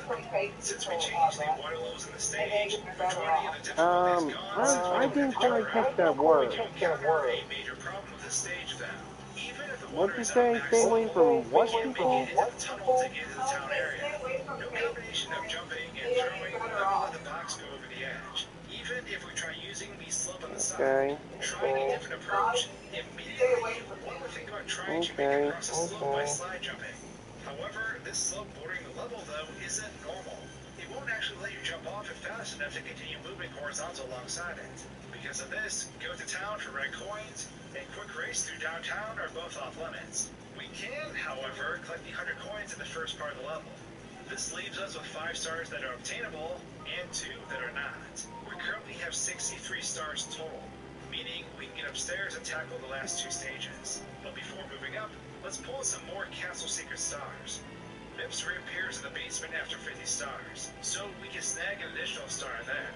There's a toad on the middle floor of the castle who gives us another star as well. Entering the top door with 65 stars, Toad is waiting for us again to give us another star. Wing Mario over the rainbow, Another Castle Seeker star isn't obtainable. There's no way to reach the red coins above us since we cannot gain height at any point. This puts us at 66 total stars. And it means Castle Seeker stars are no longer a source we can pull from in order to complete the game. That means the last two levels, Tick-Tock Clock and Rainbow Ride, are the only two levels we can utilize now for clearing the game. And those are two levels I've been dreading since this whole run started. Can you hear me now? Oh, these Jesus asked me back. Dude, TJ, let me ask you something. Have you removed people when you were... We were going to make a big budget commercial to advertise Black Forest real fruit juice gummies, but we decided to plant 1.5 million trees instead. This is better, right? Buy a specially marked Bear Heart tree bag to support the National Forest Foundation. It's time to tackle Tick-Tock Clock. One of the major issues facing us in this level is the fact that the moving geometry is often spaced out of our normal jumping range. Trying to traverse the clock normally makes it so we can't actually make it past the initial rotating cubes. Even trying to jump to the side to force ourselves up gives us issues. So with this immediate roadblock, it makes sense to exit the clock and re-enter it with time frozen. This will make collecting the red coins at the bottom of the clock a lot simpler. And not so much nightmare-inducing. With a few well-placed hops, we can snag these coins and grant us our 68th star. Now, the hard part starts. If we use the frozen time setting to get the rotating platforms, there's nothing else we can do. Without the rotating clock hand, we can't grab the star for getting it. So we have to enter the clock normally and do probably one of the most annoying sequences this run has had so far. Essentially, you need to jump on a rotating platform at an angle, so that when you jump again, you won't drop the box due to the increasing slope. You need to land on the side of the platform, avoid sliding off if you happen to jump too early, and then jump straight up and to the right so you snap to the center of the platform above you. This only works because there is a slightly rounded center to each platform, and it becomes flat ground when the rest of the platform isn't. Doing this over and over again will allow us to get to the second level of the clock, because the rotating cubes prevented us from doing it initially. At this point, because time is flowing normally, we can jump on the hand. This is also the end of the run for Tick-Tock Clock. We can't proceed any further due to the next jump's height. So we're second 2 stars that are obtainable, and 5 that are not. Onward to Rainbow Ride, the only stage left. We need 2 more stars and we can make it to Bowser in the Sky. If we can't obtain 2 stars, the run is over because all our options have been exhausted. This level is honestly just as frustrating as Tick-Tock Clock, mainly because each of its individual paths can simply have one object preventing you from obtaining a star. Diving into Cruiser Crossing the Rainbow, it's a long journey up to where the star is. After dodging tons of objects and perils, we run into an issue though. No matter what we do, the jump to get onto the flying ship where the star is unfortunately too high for us to navigate. We grab the ledge each and every time, shattering the box. So Star 1 is unfortunately a bust. Moving on to Star 2, Bandy's Big House in the Sky, the same fear is present. With enough patience and well-timed jumps though, we can actually navigate through this big house and snag the star at the top. This gives us 69 stars, so we only need 1 more. Coins amassed in a maze is a hardcore no, as the maze normally requires wall kicks and or ledge grabbing. Swinging in the breeze and tricky triangles both stem from the same area, and getting to that area can be an absolute pain. One section in particular requires Mario to constantly jump on the floor donut platforms. If Mario stands in these for too many frames, they'll fall. But the next platform up is too rare a distance to reach, which causes problems. In order to solve this, we need to sacrifice one platform next to us in order to set down the box on one that isn't falling. The time to set down the box triggers the platform to fall, but the box itself doesn't make the next one ever fall. Now we must ledge grab the platform above us, let go of the ledge, and as the platform falls, we need to pick up the box and use it as a staircase to the next platform. Timing this is really annoying, but this lets us reach the swinging and the breeze star pretty quickly, meaning we can finally go to Bowser as we've achieved 70 stars. Since Tricky Triangle stems from the same path, we can also go over there. You pretty much have to do a perfect run this section because it's absolutely important to keep momentum. The platforms will fall over regardless of what you do, because turning around with the box takes a while. If done correctly, another star will be secured. Somewhere over the rainbow, the last star requires the use of a cannon and also being able to board the ship and start one. So the star isn't obtainable. Rainbow Ride has Oh yeah, her 146 grandma coins passed in the away. stage, but we unfortunately can't collect the 100 coin star for a multitude of reasons. For one, going to any part of the level locks us out of the remaining parts since we need long jump distance to make it back.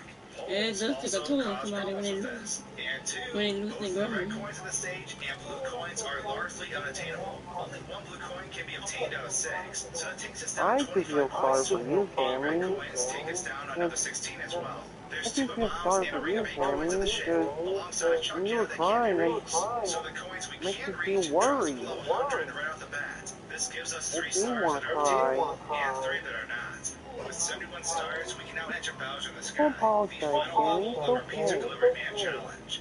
Navigating the bottom part of this stage is pretty simple, but we run into a roadblock right off the bat. Once we get to the first set of rotating platforms, we come to a dead end. Proceeding past the rotating platforms yield an area too tall for us to jump. And moving back to the rotating platform to skip this section has its own issues. For one, the height of the land above us just seems out of reach. It's slanted and skewed, so it's a lot of guess and check work for jumping height and distance traveled. But no matter what point on this geometry we aim for, the result is the same. Mario grabs the ledge and shatters the box. Even trying to throw the box doesn't work, because there isn't a slope or something I'm nearby to hoping stop you the box from will. sliding. You gotta It give it simply time. falls off the stage. I will say that perhaps there may be a way to get past this point, but this isn't the only issue, because near the end of the Me level is too. another point we cannot pass. We come across 2 moves that Mario needs to utilize to move forward, Yeah. and since we can't grab them, the run Yeah. is See, essentially a bust. No type of sorry, slow continue. momentum can save us, since launching on the slope still doesn't yield the correct height. One set of moves quickly grinds our box quest to a halt, and so close to the finish line. It's unfortunate, but because of this, Super Mario 64 cannot be beaten while holding a box in your hand. If some speedrunners have thoughts or strategies for getting past these points, I'd love to hear them in the comments below. Obviously, I try to keep this I'm gameplay as just gonna typical tell as Cammy possible, this, but I know some even though I stars covered shouldn't, and I possibly should. be acquired through glitches and exploits out of my wheelhouse. So Cammy. definitely share your thoughts down below. And a huge shout out to Rage There for goes the sponsoring this connection. piece of a video too. This took well Yeah, over I 100 know, hours it's to make, gone. and sponsors are literally what enables me to keep doing what I'm doing. Behind the scenes, I've been developing my own game, so sponsors like Rage are Cammy. what is funding that team behind those endeavors. Definitely check Rage out by clicking my link Something in the description almost below. happened to my And I'll see all girlfriend. of you shortly in the next video. And with that, Don't worry, thank you she's for tuning alright in to though. this absurdly long box quest. Well, Perhaps one of these videos will tickle your Wolf fancy. told Thanks for watching, me guys and gals. that And until my next video, Christine's parents cheers. sent someone Voice is dead. The after her script to was kill super, her. super long. I don't know. I mean, when I told my mom about this, she sometimes don't believe it. But you may never know. Anyway, you wouldn't believe what Wolf did to that killer. He broke his arm. He broke the killer's arm. Wow. He's alive though. I'm glad it was nice. No. Gimme. Wolf broke the man's arm. That's what I said. Wolf broke the man's arm. Let's be careful because I get worried. Yeah. Wolves don't want you to worry, okay? Don't tell Wolf I told you this, okay? Please? Because he doesn't want to tell you to worry. I mean, you gotta understand that. He don't want you to worry about it. I know, it's just how I am. I care about his safety and his life. I just want him to be alive. I know, me too.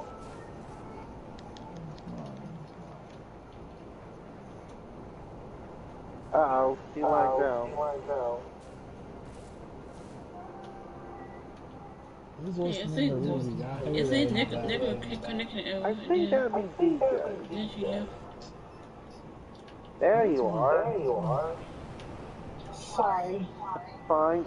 Oh. But yeah, I just can't help to feel that way. I want to think God help me. can tell somebody Me got too. Oh, Cammy, you're not gonna believe this. What? Apparently, DJ told me how high a Pokemon's level is, they can still evolve. Oh, wow. See? I owe How you is that one possible? for that. Wait, how Pokemon still evolve at a low level?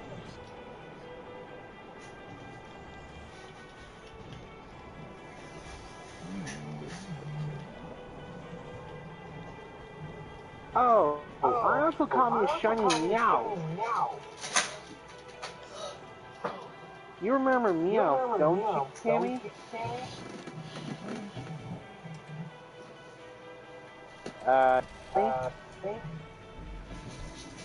Tammy? I'm sorry, I'm not to look. It's very much to me. So, I couldn't help it that way.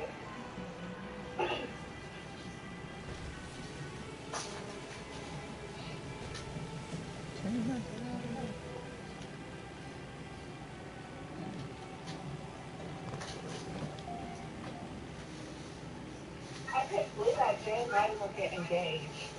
Ooh. Yeah. Also, you What's that me? Be right back. yeah.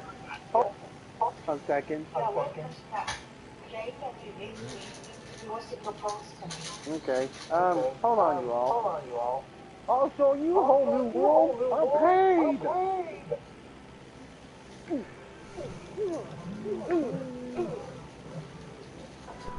But I don't know all about that. Sorry about that. Alright. Yeah. A little engaged. Oh, sorry about that. Okay. Don't Long disappoint me. is not being engaged. I want to have more engagement. At least a year, you know? Yeah. So my parents are very happy for me. They always ask about me. That makes me happy.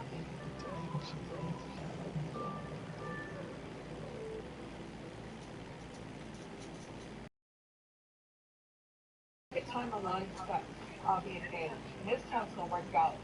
This time Don will get to walk down the aisle. This could be a true, real engagement this time, not like how Xavier was. That was horrible. Yeah. Yeah. Because he didn't treat me like a fiance. I feel like I was side, like I was on the sideline. Like he had me on the side or something. I probably did. I'm like, okay, we're engaged, but I'm not allowed to be running track. I'm not allowed to do anything with family, but yeah, we're supposed to be engaged. I'm like, yeah, sounds right.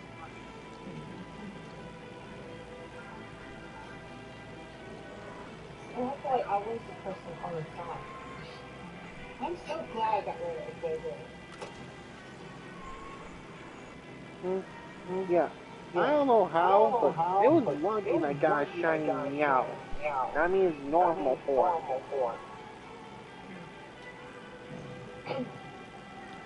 I know Jay will treat me like a fiance, not like him on the side like Xavier did to me. And Jay will buy me, he'll actually buy me a ring, not like how somebody else buy it for me. Yeah. No kidding. Yeah. And he's actually, the one who brought out want to get engaged to me. I didn't have to do an ultimatum like I did with Xavier. Has anyone ever heard of a top loader NES? Nope. No. Well, apparently I think a top loader can play any type of NES game, just not Famicom. Apparently when the nerd tried this Aladdin top loader, it fried his top loader system. He said, well, learn that the hard way. Yeah.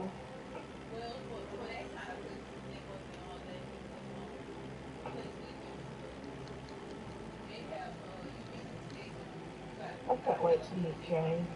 Can't wait to meet you too. Potentially. Potentially. What is potential? What is potential? You all know what You all know what potentially means? potentially means? Uh-uh.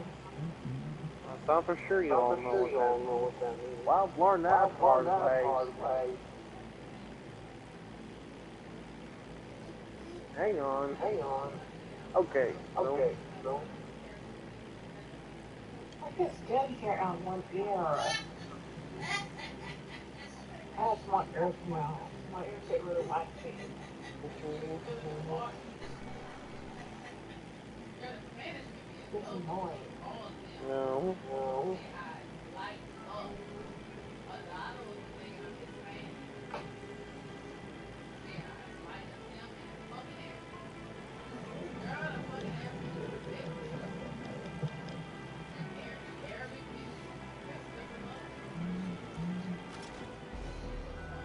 But you said your girlfriend want to marry you already? Honestly, I Honestly, never I heard her never said heard her that said to me that yet. to me. Oh. Oh, that was April. I hope I hope it would be it so would be cool, but so cool, but I want. yeah, it's probably what Aiden said. Yeah, I don't. DJ said. Yeah, but Yeah, I don't but want I to don't go want to go that line that just line yet. just yet. I don't blame you. We need to We take need things to take things nice and nice and slow. slow. Yeah. That's okay with dating life. You know each other for a while. Mhm. Mm-hmm. That's different. Yeah. Yeah. Okay, I Okay. gave I Katie gave another Kate chance. another She just, chance. She just, eh, it, I, I she think doesn't she doesn't want to talk Yeah, want to about talk her yeah. about her feelings. feelings. She is I, fine. I Fine. have bad I feelings have bad from the feelings exact for same the thing you. same thing you. She, She Don't blame me for don't thinking blame me that. for thinking that. she, I don't blame DJ I thinking get, that.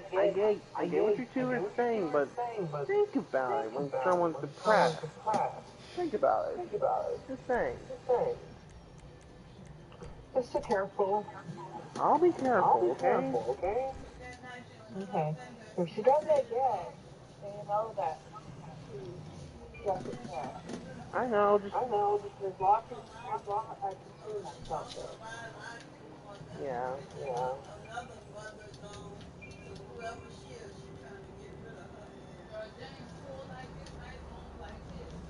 When I put Well, lunch, I just get rid of people who ignores me. Um, don't make yourself straight care. I just get rid of them. That's just me.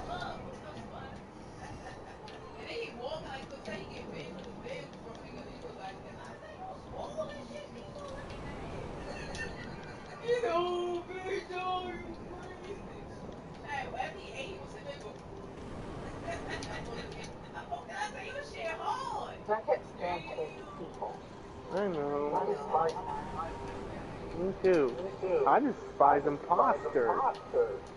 Uncle Red. Yeah, big Uncle time. Red. Did I give my ex? Did I give Steve a 13? Nope. Nope. Did I give Candy 13? Nope. Right? Yeah. Because I know that if I because I know if I'm being stick around them, they're going to keep doing the exact same thing. Well, So yeah, but what's the whole point of keeping like? And they'll hurt you more. mhm. Mm-hmm. It's weird.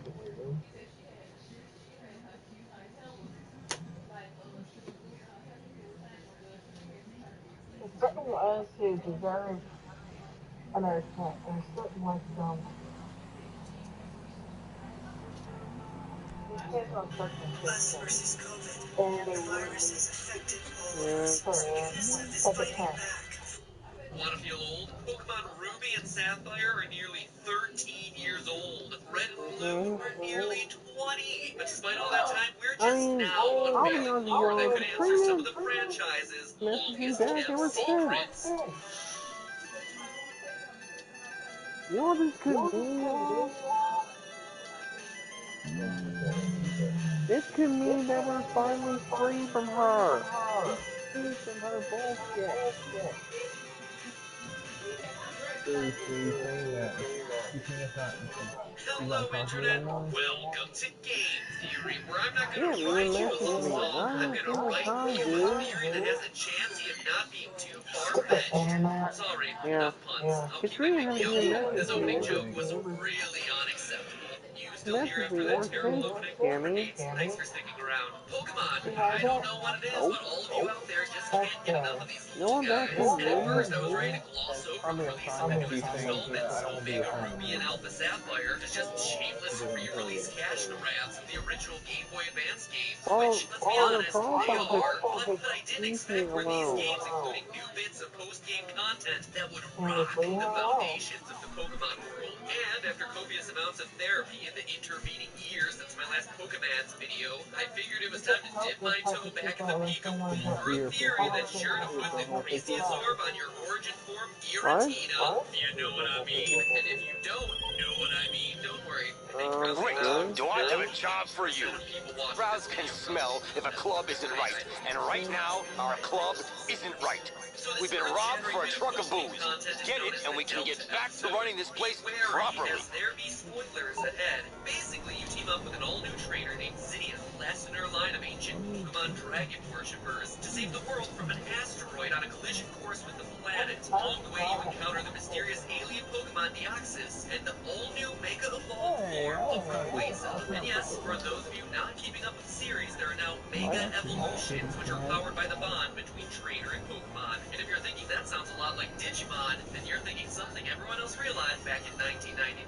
But here's why I'm doing my 8th video on the franchise, outside of the fact that you guys requested it. I believe the Delta episode has given us a key to finally answering some of your longest held questions about the series, and also gives rise to a whole new line of questions regarding the nature of the two Like different I'm versions of each seriously generation. reading You know, the red and blue, gold and silver, ruby and sapphire, and so on. What if it's Um, not just a ploy to convince you to buy 2 games when you should only really need to buy 1? Well, obviously it is a ploy to get you to buy 2 games, but I'm talking about from a lore perspective here.